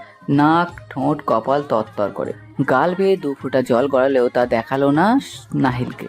নাহিলকে পিছু করে বসলো সে। নাহিল ততক্ষণে অন্য পাশে গিয়ে বসলো। নৌকা কিছু দূর এগোতেই নাহিল মাথা নিচু করে হাত পানি নিল। নদীর পানি কি ঠান্ডা! স্বচ্ছ জল হাতে নিয়ে চোখ উপড়ে তুলতেই নাহিলের চোখ গেল সোরার কাছে। কেঁদেছে মেয়েটা কেন? কি এমন বলেছে নাহিল? গ্রামে মেয়েগুলো কি কথায় কথায় কেঁদে ফেলে? কালো তাই কালো বলেছে, ভুল কি বলেছে? কালো মানে কি খারাপ কিছু বলা? কালো মানেই তো ধলার চাইতেও ভালো। হাতের সবটুকু পানি সোরার মুখে ছুঁড়ে মারলো নাহিল। সোরা চোখ মুখ বন্ধ করে নিল খিচে। মনে মনে ভয়ানক গালি দিল নাহিলকে। নাহিল হো হো করে হেসে শুয়ে পড়লো নৌকার পাটাতনে। মাথাটা এসে পড়লো সোরার কিছুটা কাছাকাছি। মুখে হাত রাখলো নাহিল। সোরা চোখ খুলে ধীরে ধীরে। ছোট গোলকাল মুখটাতে জমেছে ছোট ছোট পানির কণ। চোখের নিচে আঁকা গাঢ় কাজলের রেখা থাকে সবসময় ল্যাপটানো। এমনি কালো, তার উপর কালো কাজল দিয়ে রাখে মেয়েটি। মাথা খারাপ করার ধান্দা। সোরা ভয়ার্ত চোখে নাহিলের দিকে একবার চেয়ে আবার মাথা নামিয়ে রাখে। এরা মানুষের মন বোঝে না। এরা মানুষের কোথায় আঘাত করলে মানুষ ভেঙে চুরে তন্নছন্ন হয়ে যায় তা বোঝে, ভালোভাবেই বোঝে। নাহিল আবার পানি ছিটকে মারতেই সোরার অগ্নিমূর্ত প্রকাশ পায়। ভয়ানকভাবে চেঁচিয়ে সোরা বলল, আমাকে কি পুতুল পেয়েছেন? যা ইচ্ছা তাই করছেন। আপনাদের শহরের মেয়েদের সাথে করিয়ে নিয়ে সব, আমার সাথে না। আমি ওসব সহ্য করতে পারবো না। আমি কালো তা আমি জানি। বারবার সেটা বলে হেউ করে কি মজা পান আপনি? আমাকে মনে করিয়ে দিতে হবে না যে আমি কালো। আমি সবসময় মনে রাখি সেটা, আর আমি আমার লিমিট জানি। আপনিও আপনার লিমিটের মধ্যেই থাকবেন। ঘন ঘন শ্বাস ফেলে সোরা মাথা নামিয়ে রাখে। নাহিল বিস্ময়ে চূড়ান্ত পর্যায়ে। সে কি এমন বলল যার কারণে এত রাগ দেখাতে হবে? নাহিল কিছু বলতে গেল না আর। মুখ ফুলিয়ে বসে থাকা সোরার গাল বেয়ে অনবরত গড়ালো জল। নাহিল পকেট থেকে টিস্যু বের করে দিল। সোরা নিল না, হাতের কবজি দিয়ে গাল মুছল। সেই গাল আবার ভিজে গেল, যার জন্য মন কইনে নীরবে নিভৃতে সূক্ষ্ম অনুভূতিতে জন্ম দিয়েছে। কথায় কথায় সে কালো বলে অপমান করে। সোরা নিজের ওপর রাগ ঘৃণা বাড়তে লাগলো তরতর করে। এইসব তার লোভ করার ফল। এত লোভ তার তো কখনো ছিল না। লোভ করতে না করতে তার ফল সে পাচ্ছে। বাবার সম্মানহানি করতে যাচ্ছিল সে। কত বড় অন্যায়! ভালো হয়েছে তার জায়গায় দেখিয়ে দিয়েছে। খুব ভালো হয়েছে। নাহিল গাল ফুলিয়ে বসে থাকে। মেয়েটা এভাবে কেন কাঁদছে? সে কি খুব বেশি আঘাত দিয়ে ফেললো? কালো বললে কাঁদতে হবে কেন? কালো মানেই তো ভালো। সাইলের খুব কাছে গিয়ে বসলো জিনিয়া। সাইলের মুখের দিকে একবার তাকিয়ে সাইলের হাতের উপর হাত রাখে। সাইল চট করে হাত নিয়ে ফেলে। দূরে সরবে, ভালো লাগছে না। জিনিয়া হেসে ফেললো আর একটু কাছে গিয়ে বসে সাইলের। সাইল নড়ে চড়ে দূরে গিয়ে বসতেই জিনিয়া সাইলের হাত ধরে বলল, আপনি হাতটা ছেড়ে দেখান, আমিও ছেড়ে দিব। সাইল কপালে ভাঁজ ফেলে তাকিয়ে থাকে জিনিয়ার দিকে। জিনিয়া ভ্রু নাচালো। কি দেখছেন? সাইল চোখ সরিয়ে নিল তাড়াতাড়ি। বলল, কাউকে দেখি না, দেখার কি আছে? জিনিয়া হেসে ফেললো, বলল, তাকান দেখুন। সাইল আর চোখে তাকালো। বাতাসের ঝাপটা এসে মাথার ঘোমটা সরিয়ে দিল জিনিয়ার। জিনিয়ার আগে সাইল বিরক্ত হলো। ঘোমটা মাথার উপর তুলে দিয়ে বলল, জিনি, তুমি তো সুন্দর না? জিনিয়া মুখ কালো করার বদলে হেসে দিল, বলল, আমি অসুন্দর তো কি হয়েছে? দিন শেষে রাত নামলে কিংবা রাত ফুরিয়ে প্রহর নামলে আমাকে কিন্তু এই অসুন্দর জঘন্য বলা মানুষটা কাছে টানে, ভালোবাসে। আর আমি তার আহ্বানে ছুটে যাই, তার ভালোবাসায় পাগল পাড়া হই। দিন শেষে এই অসুন্দর বলা মানুষটার কাছে আমি ভালো থাকি। সে ভালোবাসে তো আমায়, আমি জানি। সাইল অস্বীকৃতি জানায়। ভুল কথা, আমি তোমাকে ভালো করে দেখিও না। ভালোবাসা অনেক দূরের থাকলো। জিনিয়া আবারও হেসে ফেলল। আপনি তো আমার দিকে না তাকিয়েও দেখেন, না ধরেও ছুঁয়ে ফেলেন, না বাসবেন বলেও ভালোবেসে ফেলেন, না জড়াবেন বলেও নিজের সাথে জড়িয়ে ফেলেন। এখন আপনার এই মুখের কথা কি করে বিশ্বাস করি আমি? সাহিল নদীর পানিতে চোখ রাখে, কিছুই বলে না। জিনিয়া তার চওড়া বুকে আলতো করে মাথা রাখে, বলে, আমি এখানকার কথাগুলোকে বিশ্বাস করি, তারা আমাকে মিথ্যে বলে না। সাহিল হেসে মুখটা রাখে জিনিয়ার মাথার উপর। জিনিয়া চোখ যায় ওই দূরের নৌকায়। জাহিদ দাঁড়িয়ে রয়েছে নৌকার পাটাতনের উপর, মুখটা পানির কাছে নিবন্ধ। পেছনে দাঁড়ানো আনহা। অজানা আশঙ্কায় জিনিয়ার বুক ধুকপুক করতে থাকে। পানি তেষ্টা পায়। সাহিলের বুকে মুখ ঘষে জিনিয়া উচ্চারণ করে, পানি পানি। পানির নাম ধরতে গলা আরো শুকিয়ে ওঠে জিনিয়ার। সাহিল বলল, দিচ্ছি। জিনিয়া আবার তাকায় ওই দূরের নৌকায়। বাতাসের শাঁসা শব্দ স্পষ্ট। মাছ নদী ভালো লাগছে জাহিদের। পকেট থেকে ফোন বের করে কয়েকটা ছবি নেয় সে। অনেকবার জাহাজে চড়েছে সে, নৌকায় চড়ার অভিজ্ঞতাও আছে, কিন্তু তারপরও আজকের এই মুহূর্তটা দারুণভাবে উপলব্ধি করছে। একটু ঘাড় ঘুরিয়ে দেখলো সে, মেয়েটা দুহাত মেলে দাঁড়িয়েছে। আশ্চর্য, পড়ে যাওয়ার ভয় নেই। জাহিদ আবার সামনে তাকালো। তীব্র বাতাসে গায়ের শার্টও নড়ছে। মাথার উপর হঠাৎ পাতলা একটা ওড়না আবিষ্কার করে জাহিদ। পুরো মুখ মাথা ঢেকে দিয়েছে। ওড়না সরাতে ওড়নাটি ধরল জাহিদ। সরাতে পারল না জাহিদ, তার আগেই ঢলে পড়ল নদীর জলে। সাহিলের বুকে থাকা জিনিয়া ছটফট করতে লাগলো, শুধু মুচড়ামুচড়ি করতে লাগলো, মুখ দিয়ে কথা বেরোলো না। সাহিলের বুকে আঁচড় কাটতে লাগলো শুধু। সাহিল জিনিয়ার এমন অবস্থা থেকে ভরকে গেল। হঠাৎ মুখ ধরে জিজ্ঞাসা করলো, কি হয়েছে? কি হয়েছে জিনি? আমাকে বলো, পানি খাবে? অন্যদিকে ভেসে আসা চিৎকার সাহিল কানে নিল না। জিনিয়ার কি হয়েছে তা কিছুতেই বুঝতে পারছে না। সাহিল খেয়াল করলো জিনিয়ার গাল ভিজে উঠেছে। সাহিল গর্জে জিজ্ঞাসা করলো, কি হয়েছে জিনি? কেন এমন করছো? জিনিয়া আপনা আপনি হিঁচকে ওঠে। সাহিলের গর্জনে তার বুক ফাটে। এবার গলার আওয়াজ স্পষ্ট হয়। এলোমেলো সুরে কেঁদে দিয়ে বলে, মাঝি মাল্লা হইচই করে ওঠে ডুবুডুবু জাহিদকে দেখে। আনহার গায়ের ওড়না জাহিদের হাতে। আনহার দৃষ্টি নিবন্ধ তাদের দিকে এগিয়ে আসা ট্রলারটির দিকে। জিনিয়ার কান্না ভেসে আসছে না ট্রলারের আওয়াজের কানে। নাহিল আর সোনার নৌকা অন্যদিকে যাওয়ায় তারা কিছুই জানতে পারল না। তৈনা খাতুন আর সাদিদ এক একটা চিৎকার ভেসে আসছে। এদিকে জিনিয়াকে ধরে রাখতে পারছে না সাহিল। মাঝি তীর ফেরার তাড়া লাগালো। আনহাকে চেঁচিয়ে ডাকলো সাহিল। আনহা, জাহিদকে তোলো, ও সাঁতার ছিলেন না। আনহা, শুনতে পাচ্ছ? আনহার সম্ভিত ফেরে, হাত পা কাঁপে তরতর করে। জাহিদ হাত বাড়িয়ে দিচ্ছে তার দিকে। মাঝি চেঁচিয়ে ডেকে বলল, আবার তোলেন ভাইজানকে, হাত বাড়াই দিন, কোনো মতে টেনে ধরে রাখুন। ভাইজান তো সাঁতার জানে না। আপা শুনতে পাচ্ছেন? আনহা তাকিয়ে থাকে জলের দিকে আর জাহিদের বাড়িয়ে দেওয়া হাতের দিকে। সামনে তাদের দিকে এগিয়ে আসা ট্রলারটির দিকে একবার তাকিয়ে আনহা ভয়ে ভয়ে হাত বাড়ায়, আবার হাত গুটিয়ে ফেলে, আবার বাড়িয়ে দিয়ে বলে, অফিসার। জাহিদ বাড়িয়ে দেওয়া হাত তরপাতে থাকে পানিতে। আনহার ওড়নাটা জাহিদের হাতের মুঠোয় বন্দি। সাহিলের ডাক আবার ভেসে ওঠে। আনহা চমকে তাকায়। জাহিদের হাত ধরে রাখো আনহা, শুনতে পাচ্ছ? আনহা চট করে হাত বাড়ায়। তার অর্ধেক শরীর নৌকার বাইরে চলে গিয়েছে। জাহিদের হাত হাতড়ে শক্ত করে ধরে আনহা। জাহিদ খুঁটি পেয়ে শক্ত করে আঁকড়ে ধরে, মাথা তোলে। দুহাত দিয়ে আনহার হাত শক্ত করে ধরে রুদ্ধ কণ্ঠে বলে, ছেড়ো না, ছেড়ো না। আনহা আচমকা হেসে দেয়, আবার হাসি চেপে রাখে। মাঝি বিস্ময়ে কিং কর্তব্য বিমূঢ়। এই মেয়ে এমন সময় হাসছে। জাহিদ চোখ বন্ধ করে ঘন ঘন শ্বাস নেয়। আনহার হাতের কবজি ধরে অন্য হাতে শিউরে ওঠে আনহা। দাঁতে দাঁত চেপে বলে, আমিও পড়ে যাচ্ছি অফিসার, ছাড়ুন। এভাবে ধরছেন কেন? আশ্চর্য। জাহিদ চোখ বন্ধ অবস্থায় আনহার হাত শক্ত করে ধরে। বহু কষ্টে নৌকা ছই। আনহার ওপর ভর করে নৌকা ধরে ফেলে, ঝুলে থাকে। অন্য হাত দিয়ে আনহাকে টান দিতে ধপ করে নদীতে পড়ে যায় আনহা। চিৎকার করে ওঠে। তাদের দিকে এগিয়ে আসা ট্রলারটি আবার ফিরতি পথে চলতে শুরু করে। জাহিদকে উঠতে দেখে মাঝি হাঁপ ছাড়ে, কিন্তু আবার আনহা পড়ে যাওয়ায় মাথায় হাত দেয়। ডুবডুবু আনহার হাত তরপাতে থাকে পানির ভেতর। পানি খেতে থাকে। জাহিদ ততক্ষণে উঠে এসেছে। ঘন ঘন শ্বাস ফেলে স্বাভাবিক হওয়ার আগেই আনহার দিকে চোখ যায় তার। দূরের নৌকা থেকে জিনিয়ার কান্নার আওয়াজ ভেসে আসছে। সাহিলের ডাক ভেসে এলো। জাহিদ মুখ থেকে পানি মুছে হাত পিছিয়ে থাকা আনহার ওড়না ছুঁড়ে মারে। এক পাশ তার হাতে, অন্য পাশ আনহার কাছে। দুর্লভ কণ্ঠে জাহিদ বলল, এ মেয়ে, ওড়নাটা ধরো তাড়াতাড়ি। জাহিদ ঢলে ঢলে পড়তে থাকে, মাঝিকে বলে, ভাই আপনিও ধরেন একটু, এই মেয়েকে আমি একা তুলতে পারবো না। নৌকা ডুবি যাবো ভাইজান। অন্যা ধরে আনহা। জাহিদ সর্বশক্তি দিয়ে ধরে রাখে, নৌকা ভাসে, তার সাথে সাথে আনহাও। জাহিদকে বলে, আমার হাত ধরুন অফিসার, আমার ভয় লাগছে। জাহিদ বুকে হাত চেপে ঢোক গিরে, তারপর হাত বাড়িয়ে দেয়, নরম কণ্ঠে বলে, আমার হাত শক্ত করে ধরো, বেশি ভার দেবে না, আমি পারবো না, খারাপ লাগছে আমার। আনহা এক হাত দিয়ে নৌকা ধরে, অন্য হাত দিয়ে জাহিদের হাত ভর দিয়ে নৌকার উপর ঝুঁকতেই ঢলে পড়ে জাহিদের গায়ের উপর। শক্ত পাটাতনের উপর পড়তেই জাহিদ মাথা ব্যথা পায়। মাথায় হাত দিয়ে চুপ করে শুয়ে থাকে, মাথায় ঝিমঝিম করা শুরু করে, অচেতন হয়ে পড়ে।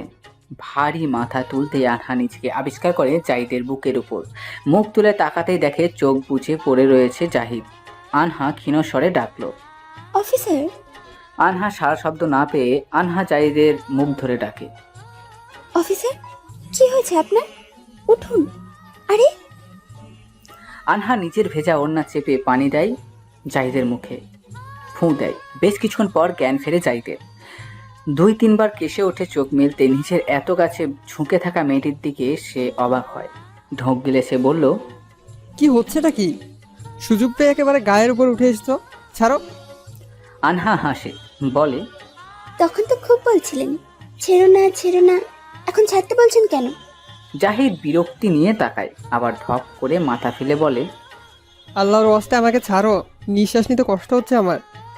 আনহাকে হাত দিয়ে ঠেলে সরাই জাহিদ। বহু কষ্টে উঠে বসতে বসতে বলে, তুমি আমাকে মেরে ফেলতে এসছো? হ্যাঁ। এই ছোট বেখেয়ালে বলা কথাটা শুনে বুক ধরফর করে ওঠে আনহার। তোতলাতে তোতলাতে আনহা জবাব দেয়, এসব কেমন কথা অফিসার? আপনাকে আমি শুধু শুধু মারবো কেন? জাহিদ উঠে সোজা হয়ে বসে বলল, ইয়ার্কির একটা লিমিট আছে, পানিতে কিসের ইয়ার্কি? আনহা ভেজা ওড়না গায়ে জড়াতে জড়াতে বলল, আপনিও তো আমাকে ফেলে দিয়েছেন, কত পানি খেয়েছি আমি। আনহার কথা বলা শেষ হতে না হতেই গড়গড় করে বমি করে দেয় জাহিদ। নদীর পানির দিকে ঝুঁকে বমি করতে থাকে। আনহা দাঁড়িয়ে পড়ে জাহিদের পেছনে, এদিকেও তাকায়। সাহিল আর চিনিয়া নৌকা তীরের কাছে পৌঁছে গেছে। জাহিদকে ছুঁতে যেতেই মাঝি ডাক দেয়, আবার মস্করা করেন না। জাহিদকে টিস্যু দিয়ে মুখ মুছে সাথে সাথে পিছু ফেরে আনহার বাহু ধরে শক্ত করে সামান্য করে আর্তনাদ করে ওঠে আনহা। দাঁতে দাঁত চেপে জাহিদ তাকে দূরে ছিটকে মারে, বলে, কি সমস্যা তোমার মেয়ে? হ্যাঁ, তুমি কি জানো? আর খারাপ লাগছে আমার, সত্যি খারাপ লাগছে। এই, তোমাকে আমি মাঝ রাস্তা থেকে তুলে এনে আশ্রয় দিয়েছি, এতটা পাষাণ কি করে হয় মানুষ? সবসময় ইয়ার্কি বিপদ ডেকে আনে, জানো না? জাহিদ আর পারল না কথা বলতে, হেলান দিয়ে বসে পড়ে। চোখ ফেটে জল বের হয় আনহা, বলে, আমি আপনাকে ধরতে গিয়েছিলাম অফিসার। মা বলে কেউ বমি করলে পিঠে আর বুকে চেপে ধরে রাখতে হয়। আমার ইরিটেট লাগছিল, তাই ধরতে গিয়ে আটকাচ্ছিলাম। আপনি কতগুলো কথা শোনালেন আমার। মানছি মানছি একবার মজা করেছি, তাই বলে কি বারবার করব? জাহিদ বন্ধ চোখ খুলে তাকায় সামনে, দেখতে পায় ভেজা নারী মূর্তির ভেজা মুখে আবার নোনা জল। আবার চোখ বন্ধ করে নেয় সে। দ্বিতীয়বার চোখ খুলতেই ধমকে ওঠে, এই মেয়ে, ওই পাশে গিয়ে বসো, যাও তাড়াতাড়ি। এক কথা বারবার যেন বলতে না হয়, আমার চোখের সামনে থেকে সরো। আনহা সরে বসে, জাহিদ চোখ বন্ধ করে। তীরে এসে মাঝি ডাক দেয় জাহিদকে। ধরফরিয়ে উঠে সে আর আনহা। ধীরে সুস্থে নৌকা থেকে নামতেই দূর থেকে ভাইয়া ডাক ভেসে আসে। জাহিদ চোখ ছোট ছোট করে তাকায়, হাত বাড়িয়ে দেয়। বুকের উপর হামলে পড়ে হাউমাউ করে কেঁদে দেয় জিনিয়া। জাহিদ হাসতে থাকে। কাঁদতে কাঁদতে জিনিয়ার হিঁচকি উঠে যায়। সাহিল ক্লান্ত হয়ে বসে পড়ে নদীর পাড়ে, মাথায় হাত দিয়ে জাহিদকে বলে, এটা কোনো কথা? হ্যাঁ, তোর বোন আমাকে আঁচড় দিয়ে ছেড়ে ফেলছে, যেখানে যাস ভাই তোর বোনটাকে তুই নিয়ে যাস। আরে আজ আমার একটা বোন নাই বলে। আনহা গিয়ে সাহিলের পাশে বসে মুখে হাত দিয়ে বলে, হায় রে, আজ একটা ভাই নাই বলে। সাহিল হাসে, বলে, নাই। আনহা মাথা নাড়ায়, নাই। জাহিদ হাসে জিনিয়ার কান্না দেখে, ডাকে, জন্য তুই ভিজে যাচ্ছিস, কাঁদছিস কেন বাগদি? এই জন্য ছাড় এবার। জিনিয়া অনেকক্ষণ পরে ছাড়ে। জাহিদের ঠোঁট হাসি দেখা যায়। জাহিদের ঠোঁটে হাসি দেখে রাগ হয় ভীষণ, হাত ছুঁড়ে বুকে দুমদাম মারে। আনহা বিড়বিড় করে বলল, মারো মারো, আরো মারো। তৈনা খাতুন তীরে ফিরতেই তওবা কাটেন, আর জীবনেও নাকি নদীতে ঘুরতে যাবেন না। কত বড় বিপদ ঘটে গেল! আল্লাহ, নাহিল আর সোরা কৌতূহল নিয়ে দৌড়ে আসে। জাহিদ ভাই কি হয়েছে এখানে? নাহিল জিজ্ঞাসা করলো। জাহিদ হেসে বলল, কিছুই হয়নি, তোর ভাবিজান পাগল হয়ে গেছে তাই গাচ্ছে। আপা তোমরা কি নদীতে সাঁতার কেটেছো? জাহিদের রাগ বাড়ে আনহাকে দেখে। জিনিয়া চট করে জাহিদকে ছেড়ে দাঁড়ায়। আনহা বলে, নদীর মাঝখানে গিয়ে তোমার ইয়ার্কি করতে ইচ্ছে হলো আনহা? আর যদি কিছু একটা হয়ে যেত? বলতে না বলতেই আবার জাহিদের বুকে ঝাঁপিয়ে পড়ে জিনিয়া। জাহিদ হাসতে থাকে, বোনের মাথায় থুতনি রেখে বলে, জুন্নু কিছু হয়নি, এসব মাথা থেকে ফেলে দে তো। ওই মেয়েকেও নাকানি চুবানি খাইয়েছি আমি। আনহার মন খারাপ হয়। সাহিল চাটি মারে আনহার মাথায়। আজ কি ভাত টাত খেতে হবে নাকি নদীর পানি খেয়ে পেট ভরিয়েছ? আনহা মৃদু হাসলো, কিন্তু কিছুই বলল না, মাথা নিচু করে বসে থাকে। জিনিয়ার কথা খারাপ লাগলো ভীষণ। সবাই আহমেদ মঞ্চিলে আসতেই বৃদ্ধা জাহান্নারার কর্কশ কণ্ঠস্বর ভেসে আসে। তৈনা খাতুনকে বলেন, ছোট বোন, তোমারও কি রঙে ধরেছে? সবাই নিয়ে গেছো, আসার নামগন্ধ নাই। তৈনা খাতুন কিছু বললেন না, চলে গেলেন। জিনিয়াকে আর চোখে দেখেন জাহান্নারা বলে, কাঁদিস নাকি নাতবো? চোখ মুখ ফুলিয়েছে কেন? জিনিয়া বলার আগেই সাহিল বলল, চোখে ধুলো পড়েছিল তো, তাই চোখ কচলানোর কারণে এমন হয়েছে। জাহান্নারা সন্দিগত চোখে তাকায় জাহিদ আর আনহার দিকে। জাহিদের প্রচণ্ড বিরক্ত লাগে এই খুঁতখুঁতে মহিলাকে। সে চলে যায়। জাহান্নারা আনহাকে লাঠি দিয়ে গুঁতো মেরে বলে, তুমি ভিজে গেছো কেন? পুলিশ আর তুমি কি একসাথে সাঁতার কাটছো? আনহা হেসে ওঠে বলে, হ্যাঁ দাদু, সাঁতার কেটেছি, ভীষণ ভালো লেগেছে। জিনিয়া তাকিয়ে থাকে আনহার দিকে। কিভাবে কথা ঘুরিয়ে দিল মেয়েটা। জিনিয়াকে তাকাতে দেখে আনহাও তাকায়, মাথা নামিয়ে ফেলে। জিনিয়া ছোট করে আওয়াজ করে বলে, সরি আনহা। আনহা চলে গেল, দাঁড়ালো না। শহুরেরা আশায় পড়া জমে গিয়েছে সোরার, পড়া হয়নি। আনহার পাশে বই নিয়ে বসলেও আর পড়া হলো না সোরার। গল্পে মজে যেতে হলো। কথা বলতে বলতে এক পর্যায়ে ঘুমিয়ে পড়ল আনহা। সোরা পায়ের ওপর কাঁধ টেনে দিল, পড়ার টেবিলে বই নিয়ে জানলাটা খুলে দিল। আওয়াজ করে পড়া ছাড়া পড়া মুখস্থ হয় না সোরার। আর্টসের ছাত্রী সে। কানের ভিতর 2 আঙুল দিয়ে ঢুকে ঢুকে পড়া মুখস্থ করার এক পর্যায়ে মনে হলো জানালার পাশে কেউ দাঁড়িয়ে আছে। সোরার পড়ার আওয়াজ ছোট হতে থাকে। কারো নড়াচড়া না দেখে সোরা আবারও পড়তে থাকে। আবার কারো নড়াচড়া আর নিঃশ্বাসের আওয়াজ ভেসে আসতেই সোরা দাঁড়িয়ে পড়ে বলে, কে কে- কে আছেন জানালার পাশে? কে? ওপাশে ছেলেটি যেন এবার ধরা খেলো। সোরা আন্দাজে ডাকলো, ছোটদা ভাই আপনি এখানে কি করছেন? নাহিল এবার গলা খাকারি দিয়ে সামনে চলে এলো। এদিক ওদিক তাকিয়ে বলল, পড়ছো ঠিক আছে, কিন্তু ওভাবে চিল্লিয়ে পড়ছো কেন? ঘরে থাকতে পারছি না। সোরা দ্বিগুণ অবাক। এক ঘর পার হয়ে তার ঘরে পড়ার আওয়াজ চলে গেল। ডাহা মিথ্যা কথা। সোরার রাগ লাগলো ভীষণ, বলল, আরে মিথ্যে বলবেন না, আমি অত জোরে পড়ি না যে আপনি ঘরে থাকতে পারছেন না, শুধু শুধু ঝামেলা করতে আসেন। আমি শুধু শুধু ঝামেলা করতে আসি? আমি কি ঝামেলা করেছি আমি? হ্যাঁ বলো, কি ঝামেলা করেছি? ঘর থেকে বের হয়ে এসো। সোরার রাগও দ্বিগুণ বাড়লো। কালকেই তো এত কথা শোনানো, আর আজ সব ভুলে আবার কথা বলতে এলো নির্লজ্জ লোকটা। সোরা ক্ষীণ স্বরে চাপা গলায় বলল, দাদি শুনতে পারলে কিয়ামত ঘটে যাবে। আপনি আপনার ঘরে যান, আমার ক্ষতি করবেন না। নাহিল বিস্ময়ের চরম পর্যায়ে সে গর্জন করলো, তাড়াতাড়ি বের হয়ে আসো ঘর থেকে, নইলে আমি চিৎকার করব। সোরা দৌড়ে ঘর থেকে বের হয়ে এলো। নাহিলের সামনে এসে বলল, ছোটদা ভাই আপনি কিন্তু এবার বাড়াবাড়ি করছেন, ভীষণ রকমের জ্বালাচ্ছেন আমাকে, যান। সোরা চলে যেতে নাহিল সোরার হাত ধরলো, বলল, আজ আকাশে কত বড় চাঁদ দেখেছো? চলো এই জ্যোৎস্না রাতে নদীর পাড়ে যাই, খুব ইচ্ছে আমার। প্লিজ চলো, তোমার কোনো অসুবিধা হবে না। আমরা যাব, ঘুরে আবার চলে আসবো। প্লিজ, এটা বলার জন্যই এসেছি। সোরা হাঁ করে থাকে। পাগল আপনি? মাথা খারাপ হয়ে গেছে? আপনি পাগল নাকি আসলে পাগলামি আমার সাথেই করেন? আপনি বুঝতে পারছেন যে আপনি কি বলছেন? এই রাতের বেলা আপনার সাথে আমাকে দেখলে গ্রামের লোকেরা কি বলবে? বুঝতে পারছেন কি বলবেন? পারছেন না, আপনারা পারবেনও না। দোহাই লাগে, আমাকে আমার মতো ছেড়ে দিন, যান। বৃদ্ধা জাহানারার গলায় আওয়াজ শোনা যায়। নাহিল কিছু বলার আগেই টর্চের আলো চোখে পড়ে নাহিলের চোখে। চোখ খিচে বন্ধ করে নাহিল হাঁক ছাড়ে। কে চোখে লাইট মারছে? সোরা দৌড়ে ঘরে ঢুকে যায়। দরজা বন্ধ করে বিছানায় আনহার পাশে শুয়ে পড়ে। নাহিলকে দেখে জাহানারা হেসে দেয়, বলে, ছোট মেয়ে, তুমি এখানে কি করো? কিছু করিনি, সোরার সাথে দেখা করতে এসেছি, বাট সোরা আমার কথাই শুনছে না। জাহানারার হাসি হাসি মুখ নিভু নিভু হয়। সন্ধিগত কণ্ঠে জাহানারা জিজ্ঞাসা করে, সোরাকে কেন? ওকে বলেছি একটু নদীর পাড়ে যেতে, যাচ্ছে না, বিরক্তিকর। সব রাগ শুধু আমার বেলায়। সরি বলেছি, তারপরও শুনছে না। নাহিল চলে গেল পায়ের আওয়াজ তুলে। সোরা গুটিয়ে পড়ল আনহার পাশে। খট করে দরজা খোলার শব্দে গলা শুকিয়ে গেল। এই হারামজাদি, তুই কি ঘুমাচ্ছিস? সোরা লাফ দিয়ে উঠে বসে। জি দাদি, একটু চোখ লেগে আসছিল। আনহাও উঠে পড়ে জাহানারা চেঁচানিতে। ছোট মেয়ের সাথে কি তোর? হ্যাঁ, শেষমেশ বাপের মান সম্মান ধুলিয়ে মিশানোর লগে বসে আছিস? সোরার মুখ কাঁদো কাঁদো হয়ে যায়। ঘাড়ে জোরে বাড়ি পড়ে লাঠি। ঝড়ো ঝড়ো করে কেঁদে দেয় সোরা। ছোট ভাই নিজ থেকে এসেছে দাদি, আমি কিছু করিনি। আনহার ভীষণ রাগ হয়। এই বুড়িয়ে তো অসভ্য কেন, সারাক্ষণ খ্যাক খ্যাক করতে থাকে। জাহানারা চেঁচামেচি শুনে সালমা আর সামাদ মিয়া চলে আসে। সাহিল ফোনে কথা বলা শেষ করে উঁকি দিয়ে দেখে এত চেঁচামেচি কিসের। সাহিলকে দেখে চুপ হয়ে যায় জাহানারা। শুধু কানে আসে সোরার বিয়ে। সাহিল খুশি হয়। দরজার বাইরে দাঁড়িয়ে বলে, আমরা চাইতে সোরার বিয়ে নিয়ে টেনশন করতে হবে না। ভালো পাত্র দেখে আমি বিয়ে দেবো সোরাকে। এসব নিয়ে তোমরা ভেবো না চাচা। সোরা এসব শুনে খেতে হবে, এখন বিয়ে দেবো না। সামাদ মিয়া হেসে ফেলে, বলে, হ্যাঁ বাপজান, তোমরা আছো বলে। সালমা বেগম খেয়াল করে সোরা কাঁধ ধরে কাঁদছে। এতটা সহ্য শক্তি মেয়েটার। আওয়াজ করে কাঁদে না যতই ব্যথা পাক। খারাপ লাগে সালমার।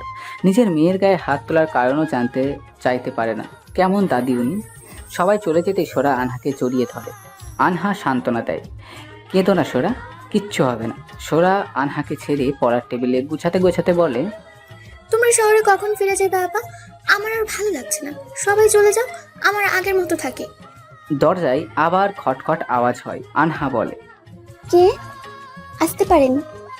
জাহিদ ঘরের ভেতর ঢোকে না, বাইরে দাঁড়িয়ে বলে, আনহা, বাইরে এসো, কথা আছে। আনহা কৌতূহলী হয়। কৌতূহলের সাথে মেশানো কিছুটা ভয়ও। জাহিদের সামনে যেতেই হেসে দেয় আনহা। জাহিদ কবজিতে পড়া ঘড়ির দিকে তাকিয়ে বলে, উঠানে চলো, এখানে বলা যাবে না। আনহার হাসি চোখে পড়ে তখনই। হাসছো কেন বেয়াদব মেয়ে? আনহা আবারও হাসে। ওনার কোনা জাহিদের মুখে ছেড়ে দিয়ে বলে, ওই যে নাম ধরে ডাকলেন, ভালোই লেগেছিল। আপনার মুখে নামটা কিন্তু বেশ মানিয়েছে। জাহিদের ভ্রু কুঞ্চন হয়, বলে, ফালতু কথা ছাড়ো, এখানে এসো। আনহা পিছু পিছু যায় জাহিদের। উঠান বাড়ি চাঁদের আলোয় ঝলমল করছে। সেই চাঁদের আলো পড়া উঠানের খানিকটা অংশ জুড়ে দুজন যুবক যুবতী দাঁড়িয়ে আছে। জাহিদ বলল, তুমি চলে যাবে কাল, আর কেউ কিছু জিজ্ঞেস করলে বলবে তুমি নিজ থেকে চলে যেতে চাইছো, বুঝেছ? আনহাকে চুপ দেখে জাহিদ আবার জিজ্ঞাসা করলো, এই মেয়ে। আনহা আওয়াজ করে, জি, শুনতে পেয়েছি। কাল সকালে রেডি থাকবে, বুঝেছ? আনহা ঘন ঘন মাথা নাড়ায়। জি, বুঝেছি। আশ্রয় পাওয়ার বদলে আপনার এটুকু উপকার করতেই পারি। সকাল হতে না হতেই আনহাকে ঘুম থেকে ডেকে তুলে সোরা। আপা, পুলিশ বাবু ডেকে পাঠিয়েছে তোমাকে। অজানা কারণে ঘুমের মধ্যে দু চোখ জ্বলে ভরে ওঠে আনহার। সোরাকে না দেখিয়ে মুখ ধুতে চলে যায় সে। জাহিদের সামনাসামনি গিয়ে দাঁড়িয়ে বলে, চলে যাব, আর একটু সবুর করুন। জাহিদ মাথা নাড়ায়। কাপড় চোপড় গুছিয়ে সুটকেস নিয়ে বের হয়ে আসে আনহা। সালমা বেগম দৌড়াদৌড়ি করে আনহা আর জাহিদকে কিছু খাওয়ানোর জন্য। বাকিরা হতভম্ব। জিনিয়া সোরাকে সুটকেস হাতে দেখে দৌড়ে যায়। জাহিদা আর বাকিরা বিস্ময় নিয়ে তাকিয়ে আছে। সাগর সাহেব এগিয়ে এসে বলে, তুমি কেন চলে যাচ্ছ আনহা? আর কিছুদিন থাকো। জাহেদা চুপ থেকে সব দেখতে লাগলো। শফিক সাহেব জাহিদের সাথে কথা বলল। জিনিয়া সাহিলের কাছে দৌড়ে গেল। সাহিল হাত ধরে বলল, আনহা আমার উপর রেগে চলে যাচ্ছে মনে হয়, প্লিজ থামান না, আমি তো রেগে বলেছি তাই না? সাহিল জিনিয়াকে শান্ত হতে বলে আনহার দিকে এগিয়ে যায়। বলে, কি হয়েছে বলি? কোনো সমস্যা? হঠাৎ যাচ্ছ তো সকাল সকাল কেন? আনহার চোখ ভর্তি জল নিয়ে তাকায়। বলে, আমাকে তো যেতেই হবে ভাইরি, আজ না হোক কাল। তোমাদের সাথে তো আর সারা জীবন রেখে দেবে না আমায়। আমার জীবনটা আমার একার। মা ছাড়া আমার পৃথিবীতে কেউ নেই। পথটাও আমাকে মাকে নিয়ে চলতে হবে। মাই আমার শেষ আশা ভরসা। কোনোদিন যদি হুট করে তোমাদের কথা মনে পড়ে, চলে আসবো দেখতে। তোমাদের শহরের ঠিকানা তো জানি না, এই নাম্বারটা রাখো, মনে পড়লে কেমন আছে জেনে নিও। সাহিল জাহিদকে কিছু বলতে গেলে জাহিদ বলে দেয়, বড় স্যারের আদেশ, আমার হাতে কিছু নেই। সাহিল আর কিছু বলতে পারল না। আনহা চলে গেল। সোরা অনেকক্ষণ জড়িয়ে ধরে রাখলো আনহাকে, বলল, আব্বা এত মায়া কাটিয়ে যখন চলে যাবে তবে আসলে কেন? আনহা সোরার মুখ চই ফিসফিস করে বলে, আমি আবার আসবো পাগলি। কোচু আসবে। আনহা হাসে। পুরো রাস্তা চুপচাপ থাকে আনহা, কোনো কথা বলে না। জাহিদ একটু অবাক হলেও তা দেখায় না। দিনের বেলা তাই রিক্সা পাওয়া গেছে। রিক্সায় উঠে বসে জাহিদ আনহাকে টেনে তোলে। তারপরও নিস্তব্ধতা কাটে না। রিক্সা থেকে নামলো দুজন। মেন রোডে এসে সিএনজিতে উঠে বসে কিছু দূর এগোতেই জাহিদ ড্রাইভারকে বলে, সোজা বাস স্টেশনে যান ভাই। কোন দিকে যাচ্ছেন? এই তুই গাড়ি থামা। তোর মতো মদখুরের গাড়িতে কি করে উঠলাম আমি? এই থামা, গাড়ি থামা। আনহা অবাক। কি করছেন অফিসার? এখানে কোনো সিন ক্রিয়েট করবেন না প্লিজ, ভালো লাগছে না। ড্রাইভার এলোমেলো গাড়ি চালায়। ভুল রাস্তায় গিয়ে গাড়ি থামায়।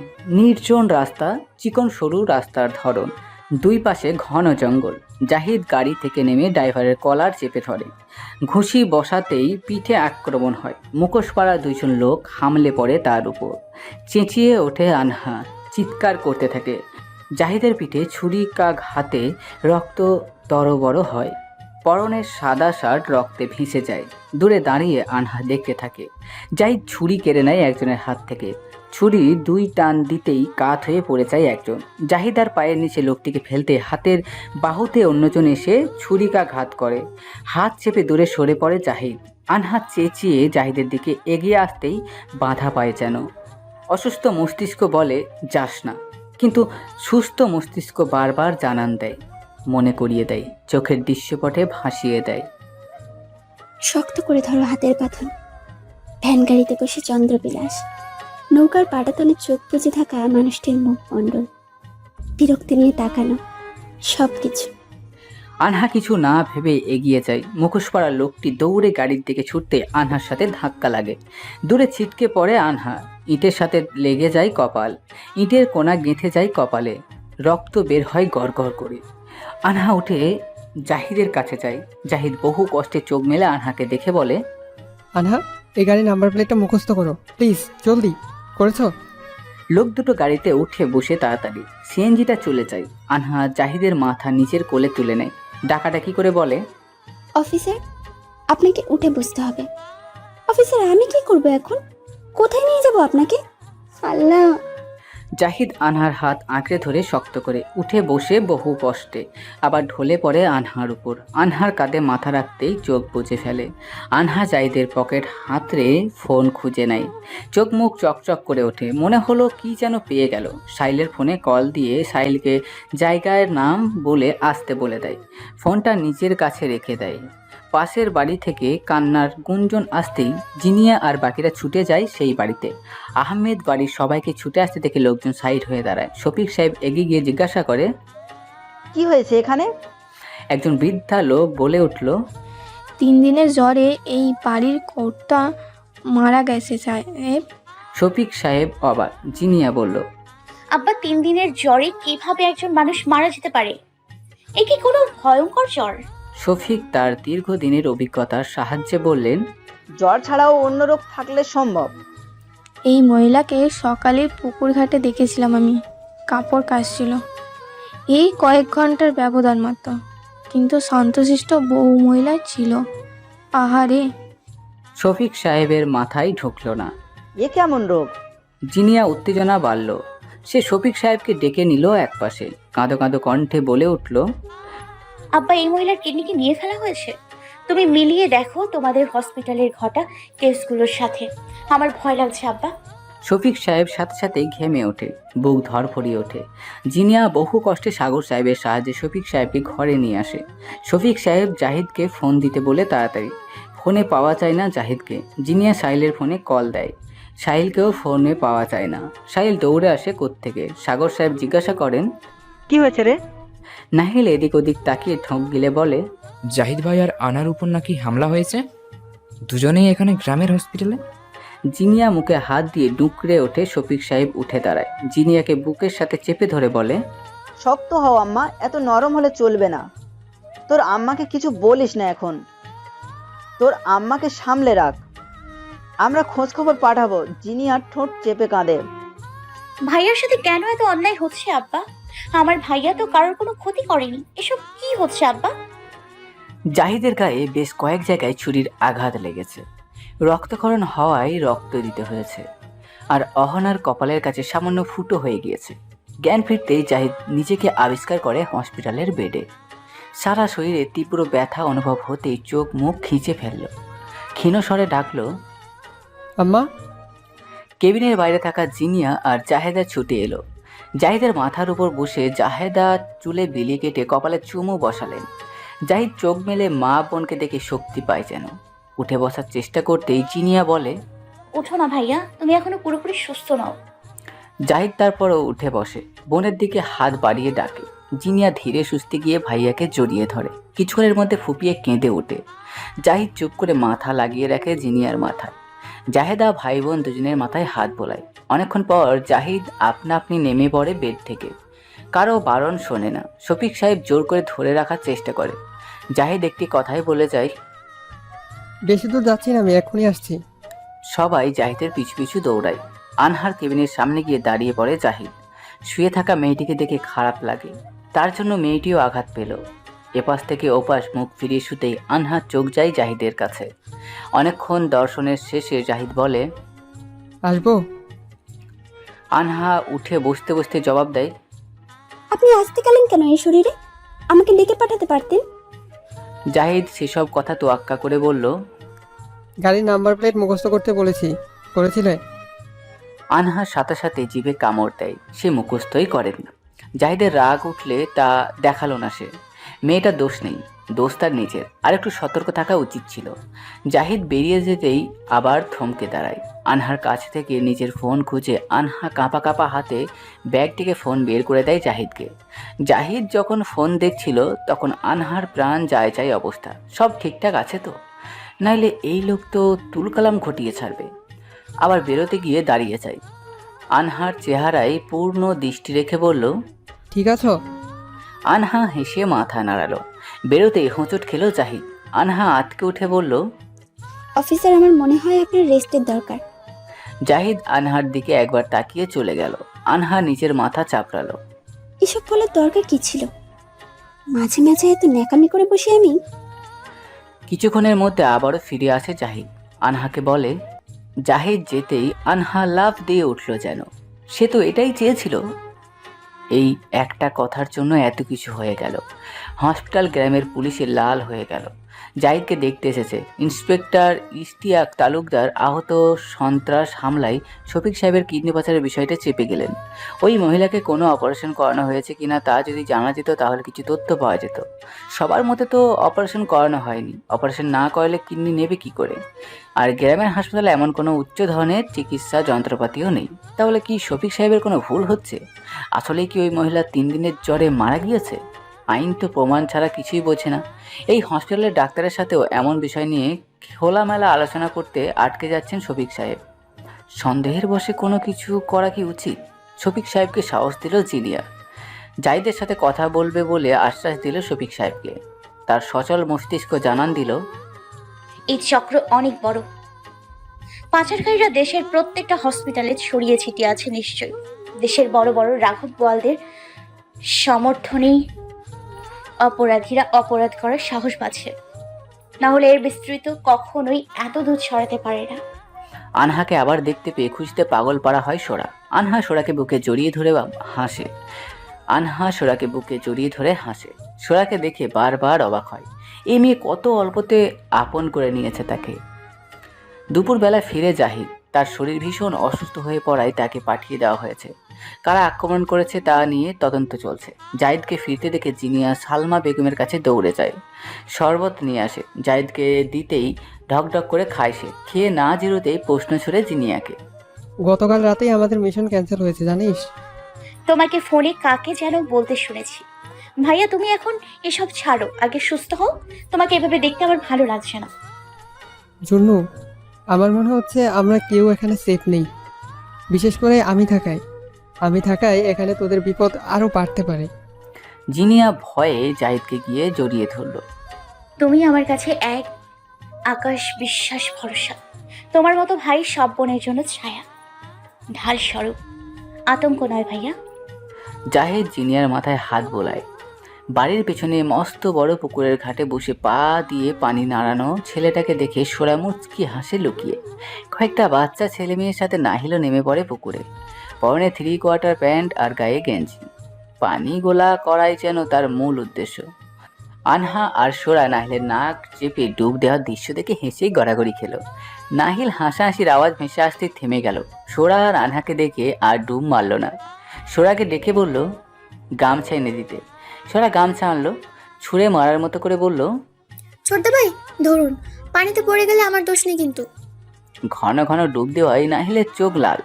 লাল চোখে আরও রাগ মিশিয়ে নাহিল ধমক দিল, ছুঁড়ে মারবে না সোরা, দিয়ে যাও। সোরা বিরক্তি নিয়ে পা বাড়ালো। নাহিলের কাছে থেকে দূরত্ব রেখে দাঁড়িয়ে তোয়ালে বাড়িয়ে দিল। নাহিল মুখ মুছে হাত বাড়ালো। গামছা সহ সোরাকে টেনে ফেলে দিল পুকুরে। উল্টে পড়ে যেতেই এক প্রকার হাসাহাসি বয়ে গেল সেখানে। আনহা তো ভারী মজা পাচ্ছে। এভাবে যদি অফিসারকে ফেলে দেওয়া যেত। ইস! রাগে দুঃখে অপমানে ঠোঁটের সাথে সাথে নাক কাঁপলো সোরার। ভেজা চুল আর কাপড়ের লজ্জা আর ভয়ের সাথে সাথে অস্বস্তিতে মরল সে। নাহিলের ঠোঁটের কোণায় হাসি। এই শ্যামাবতীকে রাগাতে তার ভীষণ ভালো লাগে। রাগলেও মেয়েটাকে ভীষণ ভালো লাগে। এইটুকু একটা মেয়ে রাগ থাকবে কেন? ভয় থাকবে। নাহিলকে প্রচুর ভয় পাবে, কিন্তু না, উল্টো নাহিলকে ভয় দেখায় এই মেয়ে। সোরার দিকে হাঁটতেই সোরা ডুব মারল। আন্দাজে উঠে দাঁড়াতেই চোখ বড় বড় হয়ে গেল। বুক কাঁপানো, মাথা ঘুরিয়ে দেওয়ার মতো অদ্ভুত শক্তিধর জাদুকরটির এত কাছে নিজেকে আবিষ্কার করতেই গলা শুকিয়ে কাঠ হয় সোরার। চোখের চৌম্বকীয় শক্তির কাছে হার মেনে সম্মোহনী ব্যক্তির মতো চেয়ে থাকতে হলো সোরাকে। নাহিলের হাসি থামে না। অন্যদিকে আনহার হাসির মাঝেও যেন চোখ সরল না নাহিলের। স্ত্রীর দৃষ্টি নিবন্ধ রেখে নাহিল ভ্রু নাচালো, বলল, ভেজা কাক দেখেছো কখনো? সাথে সাথে সোরার গাল বেয়ে টুপটাপ জল পড়ে। পুকুরের পানির সাথে কি তার তুলনা চলে? সেই জল চিনে ফেললো নাহিল। সোরার দিকে ঝুঁকে চোখে চোখ রেখে নাহিল কান ধরল। দূরে সরে গিয়ে টুপ করে ডুব দিল সোরা। এক ডুবে উঠল পুকুরের পাড়ের কাছে, কারো দিকে তাকালো। বাম হাতের কবজি দিয়ে চোখ মুছতে মুছতে সোরা দৌড় লাগালো। নাহিল জিভে কামড় বসালো। বেশি বেশি কষ্ট দিয়ে ফেললো নাকি?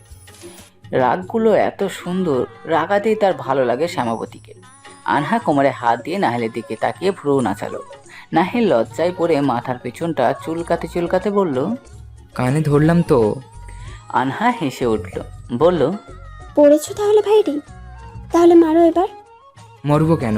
বাঁচতে হবে, প্রচুর বাঁচতে হবে। রাতে চাঁদের আলোতে উঠোনে পাটি বিছানো জাহানারা। জিনিয়াকে ডেকে বলল, কিছুক্ষণ পাটিতে বসো, নাচবো। মাটির ছোঁয়া লাগাতে হয়। জিনিয়া হাসলো, বাকিদের ডাকলো। সালমা বেগম বড় বাটি করে ঝালমুড়ি মেখে পাঠালো সোরার দিকে। দুপুর থেকে সোরাকে আর বের হতে দেখেনি নাহিল। যেই মাত্র দেখলো, হামলে পড়লো ঝালমুড়ির বাটির ওপর। সোরা অন্যদিকে মুখ করে রাখলো। নাহিলের হাতে বাটি ধরিয়ে এগোতেই নাহিল তার অন্যার কোণে চেপে ধরলো। সোরা এদিক ওদিক তাকিয়ে আটকে উঠল। জাহানারা বেগম আলো আধারিতে দাঁড়িয়ে দেখেন দুজনকে। নাহিল ফিসফিস করে বলল, সরি সোরা, এই 2 বার বলেছি। আমি তোমাকে হার্ট করতে চাইনি, আমি তো তোমাকে। জাহানারা ডাক ভেসে এলো, সোরা, ভেতরে আয় তো। ভয়ে গলা আবারও শুকালো সোরার। জিনিয়া ডাক দিল, দাদু সোরা একটু পড়ে যাক, আমাদের পাশে এসে বসুক। সোরা বাঁচলো যেন। গানের কলি খেলার এক পর্যায়ে আনহার পালা এলো। তার মধ্যে জাহিদের ডাক পড়লো। ঘর থেকে বের হয়ে জাহিদ দাঁড়িয়ে আছে। জিনিয়া বলল, যাও না, প্রয়োজন মনে হচ্ছে। আনহা ওনার কোনা ঘোরাতে ঘোরাতে গেল, গাইল, কি জাদু করিলা পিরিতি শিখাইলা, থাকিতে পারি না ঘরেতে প্রাণ সজনী, থাকিতে পারি না ঘরেতে। কি মন্ত্র পড়িলা ভাবেতে মজাইলা, থাকিতে পারি না ঘরেতে প্রাণ সজনী, থাকিতে পারি না ঘরেতে। জাহিদ ধমক দিল, জাস্ট শ্যাট আপ। সবাই ওদিকে খিলখিল করে হেসে উঠল। নাহিল দোলে পড়ল সোরার কাছে। সোরা দূরে সরল। আনহা মুখ ফুলিয়ে বলল, গানের কলি খেলছি আমরা। জাহিদ অন্যদিকে তাকিয়ে থাকলো অনেকক্ষণ। এই মেয়েটা সামনে এলেই বিরক্তি বাড়ে, অসহ্য। আনহা আবারও গাইল, কি জাদু করেছো বলো না, ঘরেতে আর থাকা হলো না, বুঝিনি কখন আমি তোমার হয়েছি। জাহিদ দাঁতে দাঁত চেপে বলল। আনহা অন্যার কোনা ঝাড়তে ঝাড়তে বলে, এই অসভ্য মেয়ে, তোমার মতো মেয়ের ভাই কেন হতে যাব? আমার ধন্যর। জাহিদকে থামিয়ে দিল আনহা, বলল, ভাই হবেন না তো কি হবেন? বর হবেন, আই মিন জামাই হবেন। হতে চান? তাহলে এক্ষুনি চলে আসুন এখানে। জাহিদের কপালে গাঢ় ভাঁজ পড়ল, তুতলিয়ে বলল, কোনখানে? কিসের কথা বলছো? এখানে। জাহিদ স্বাভাবিক থাকতে চেয়েও পারছে না, ঠাটিয়ে চর দিতে ইচ্ছে করছে এই মেয়েকে। আনহা হেসে ঢলে পড়ার অবস্থা হলো। হাসতে হাসতে হাত নেড়ে বলল, আচ্ছা বলুন, কেন ডেকেছেন? হ্যাঁ ওই মানে জাহিদ ভুলে গেল কি বলতে এসেছিল। আশ্চর্য, কি যেন বলতে এসেছিল। এই মেয়েটার প্যাঁচালে পরে সব ভুলে গিয়েছে। গটগট পায়ে আওয়াজ তুলে আবার ঘরে ঢুকে গেল জাহিদ। আনহার কোমরে হাত দিয়ে হাসতে হাসতে পড়লো, আবার উঠল। জিনিয়া বলল, তুমি আবার হাসতে পারো আনহা? আমি তোমার হাসি দেখেই শেষ। আমার ভাইয়াকেই পেলে বিরক্ত করতে। থাকতে পারি না ঘরেতে প্রাণ সাজনি। রাত বাড়তেই সাইলের ফোনে কল দিল জিনিয়া। বাইরে ভারী বৃষ্টি, চিন্তা হচ্ছে তার। সাইল ফোনও তুলছে না, ঘন ঘন বিদ্যুৎও চমকাচ্ছে। জিনিয়া চিন্তা বাড়তে লাগলো ক্রমশ। 3 বার রিং হতেই কল তুলল সাইল। ব্যস্ত গলায় জবাব দিল, যিনি আজ ফিরতে দেরি হবে। এখানে যে রিসর্ট বানানোর কথা চলছে সেটা জমি নিয়ে একটু ঝামেলা চলছে। এখানে আলাপ আলোচনা শেষ হলে ফিরছি, আর কল দিও না। জিনিয়া মন খারাপ হলো। আজ চাঁদের আলোয় নদীর পাড়ে ঘুরতে যাওয়ার কথা ছিল তাদের। বৃষ্টি হওয়ায় চাঁদও নেই আকাশে, অন্যদিকে সাইলও নেই। ভীষণ মন খারাপ নিয়ে দুতলার ঘরে শুতেই ভীষণ ভয় লাগলো জিনিয়ার। সোরা কিংবা আনহাকে ডেকে নেওয়া দরকার ছিল। কিছুক্ষণের মধ্যে সাইলের ফোন আসে আবার। ওপাশ থেকে ব্যস্ত কণ্ঠস্বরে ভেসে আসে, যিনি ভয় লাগছে? জিনিয়া কাঁদতে গিয়ে হেসে ফেললো, বলল, ওহে শ্যাম, আপনি বুঝিয়া যান কি করে সব। সাইলের হাসি শোনা গেল। আমি সব বুঝতে পারি রূপসা। জিনিয়া বিস্ময়াবিষ্ট হয়ে পড়ে বাঘ হারা। হাত থেকে ফোন গড়িয়ে বিছানায় পড়ে। রূপসা? তাকে রূপসা ডাকলো? চট করে আয়নার সামনে গিয়ে দাঁড়ালো জিনিয়া। নিজেকে আয়নায় খুঁটিয়ে খুঁটিয়ে দেখে প্রিয়তমার মুখ থেকে বেরোনো কথার উপমার প্রমাণ খুঁজতে বের হয়ে পড়ল সে। সত্যিই সে রূপসার মতো রূপসী? দরজার খটখট আওয়াজে হুঁশ ফিরল জিনিয়ার। দৌড়ে গিয়ে দরজা খুলতেই ভেজা গায়ে ঢুকে এলো সাহিল। জিনিয়া বলল, আপনি না দেরি হবে বলেছেন? সারপ্রাইজ দিলাম, খুশি হওনি? জিনিয়া মৃদু স্বরে আওয়াজ করে বলল, খুব। সাহিল ছাতা রেখে সোজা হয়ে দাঁড়ালো। জিনিয়ার দিকে তাকাতেই জিনিয়া চোখ নামিয়ে ফেললো, বলল, খাবার তো খেয়ে এসছেন। এদিকে এসো। জিনিয়া গেল না। ভিজে যাব আমি, আপনি চেঞ্জ করে নিন, ঠান্ডা লেগে যাবে। সাহিল শুনল না। জিনিয়ার পেছনে গিয়ে বেঁধে ফেললো আস্তে পিষ্টে। নরম কণ্ঠে বলল, ভিজে যাও, আমার কি? এলোমেলো চুলে এদিক ওদিক ঘুরঘুর করতে জাহেদার নজরে এলো আনহা। এই মেয়ে, এইদিকে আসো। তেল টেল নেই? চুলে কি অবস্থা করে রেখেছো? শক্ত কণ্ঠে ডাক দিল জাহেদা। আনহার হঠাৎ মায়ের কথা মনে পড়ল। মা যখন সুস্থ থাকে তখন ডাকে, আনু। মাথায় তেল দিয়ে দিতেই পারলে যেন মনে করেন রাজ্যের কাজ করে ফেলেছেন। আনহার মাকে মনে পড়তে লাগলো। মাকে ভালো রেখেছে তো তারা। জাহেদা ডাকে সম্বিত ফিরে আনহা মাথা নামিয়ে বলল। জাহেদা তেলের বোতল আনতে চলে গেল। আনহাকে টেনে নিয়ে এসে চেয়ারে বসালো, বলল, তোমার নাম জানি আমি, চুপচাপ বসো। তোমাকে দেখলেই আমার কেমন কেমন লাগছে। এলোমেলো চলাফেরা আমার একদম পছন্দ না। তুমি দেখো না আমার ছেলে মেয়ে দুজনকে। যাদের মা বাবা গোছালো, পরিবার গোছালো, তাদের সব কিছুই গোছালো হয় আন্টি। জাহেদা কিছুক্ষণের জন্য যেন থেমে গেল। মেয়েটাকে কি যেন বলে ফেললো কে জানে। মেয়েটাকে দেখলেও মায়া লাগে, কিন্তু ভালো করে কথা বলতে যেন আটকায় জাহেদা। মাথায় তেল দিয়ে চুল আঁচড়ে দেয় জাহেদা, বলে, চুল আশ্রাইতে কষ্ট লাগলে সেরাকে বলবে, নইলে আমি আছি, যিনি আছে। এইভাবে পাগলের মতো ঘুরলে লোকে কি বলবে? আনহা চুপ হয়ে থাকে। এই ধমকগুলোর পেছনেও ভালো লাগা খুঁজে পাচ্ছে আনহা বলল, আন্টি আপনি নারকেলের মতো। জাহেদা ভুরু কুঞ্চন হলো। কি বলল মেয়েটা? আনহা দাঁড়িয়ে গেল, চুল সামনে ফিরিয়ে বাকি বেনুনিটা বাঁধতে বাঁধতে বলল, নারকেল যেমন আপনিও তেমন। টাটা। জাহেদা ছুটলো তার পিছু পিছু। এই মেয়ে, বেলুনিটা বাঁকা হয়েছে আনহা। জাহিদ মায়ের গলার আওয়াজ শুনে কাছে আসে। কি হয়েছে আম্মা? জাহেদা কপালে হাত বুলিয়ে বলল, আর বলিস না আব্বা, ওই পাগল মেয়েটাকে কোথায় থেকে এনেছিস তুই? না বকতে পারি না ভালো করে কথা বলতে পারি, কোনোটাই বলতে ইচ্ছে করে না আমার। তুমি আবার ওই মেয়েকে নিয়ে পড়েছো কেন আম্মা? রাখো তো। এখন শরীর কেমন আছে? তোমাদের দোয়ায় এখন ভালো আছি আম্মা। তোমরা ভালো আছো? জাহেদা হাসে। তোরা ভালো থাকলে আমরা ভালো থাকি আব্বা।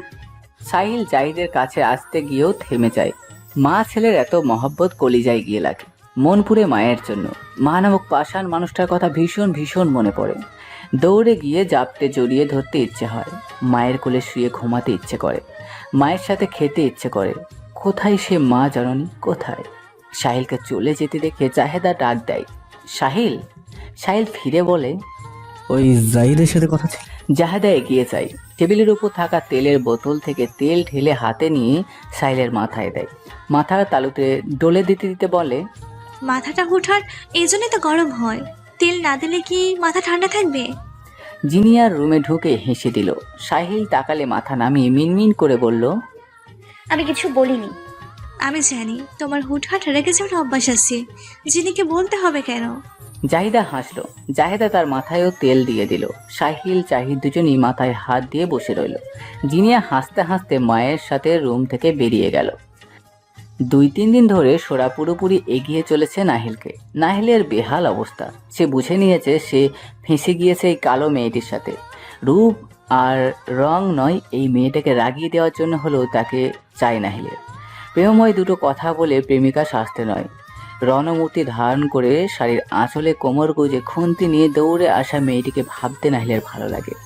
কাজল চোখী মেয়েটিকে ভাবতেই নাহিলের মনে হয়, যার চোখে এত সুন্দর দেখতে হয় তার মনটাও নিশ্চয়ই ভীষণ সুন্দর হবে। কিন্তু এ হলো কি? নাহিল তো বরাবরের মতোই চামড়ার পার্থক্য বুঝে এসেছে। এই বেলায় এমন কেন হবে? নাহিল তার মতো সাদা চামড়ার মেয়ের কাছেই তো মুগ্ধতা খুঁজবে। মা তো বরাবর সেটাই বলে। তার সুপুত্রকে তিনি এমন মেয়ে বিয়ে করাবেন যার দিকে একবার তাকালেই আর চোখ ফেরানো যাবে না।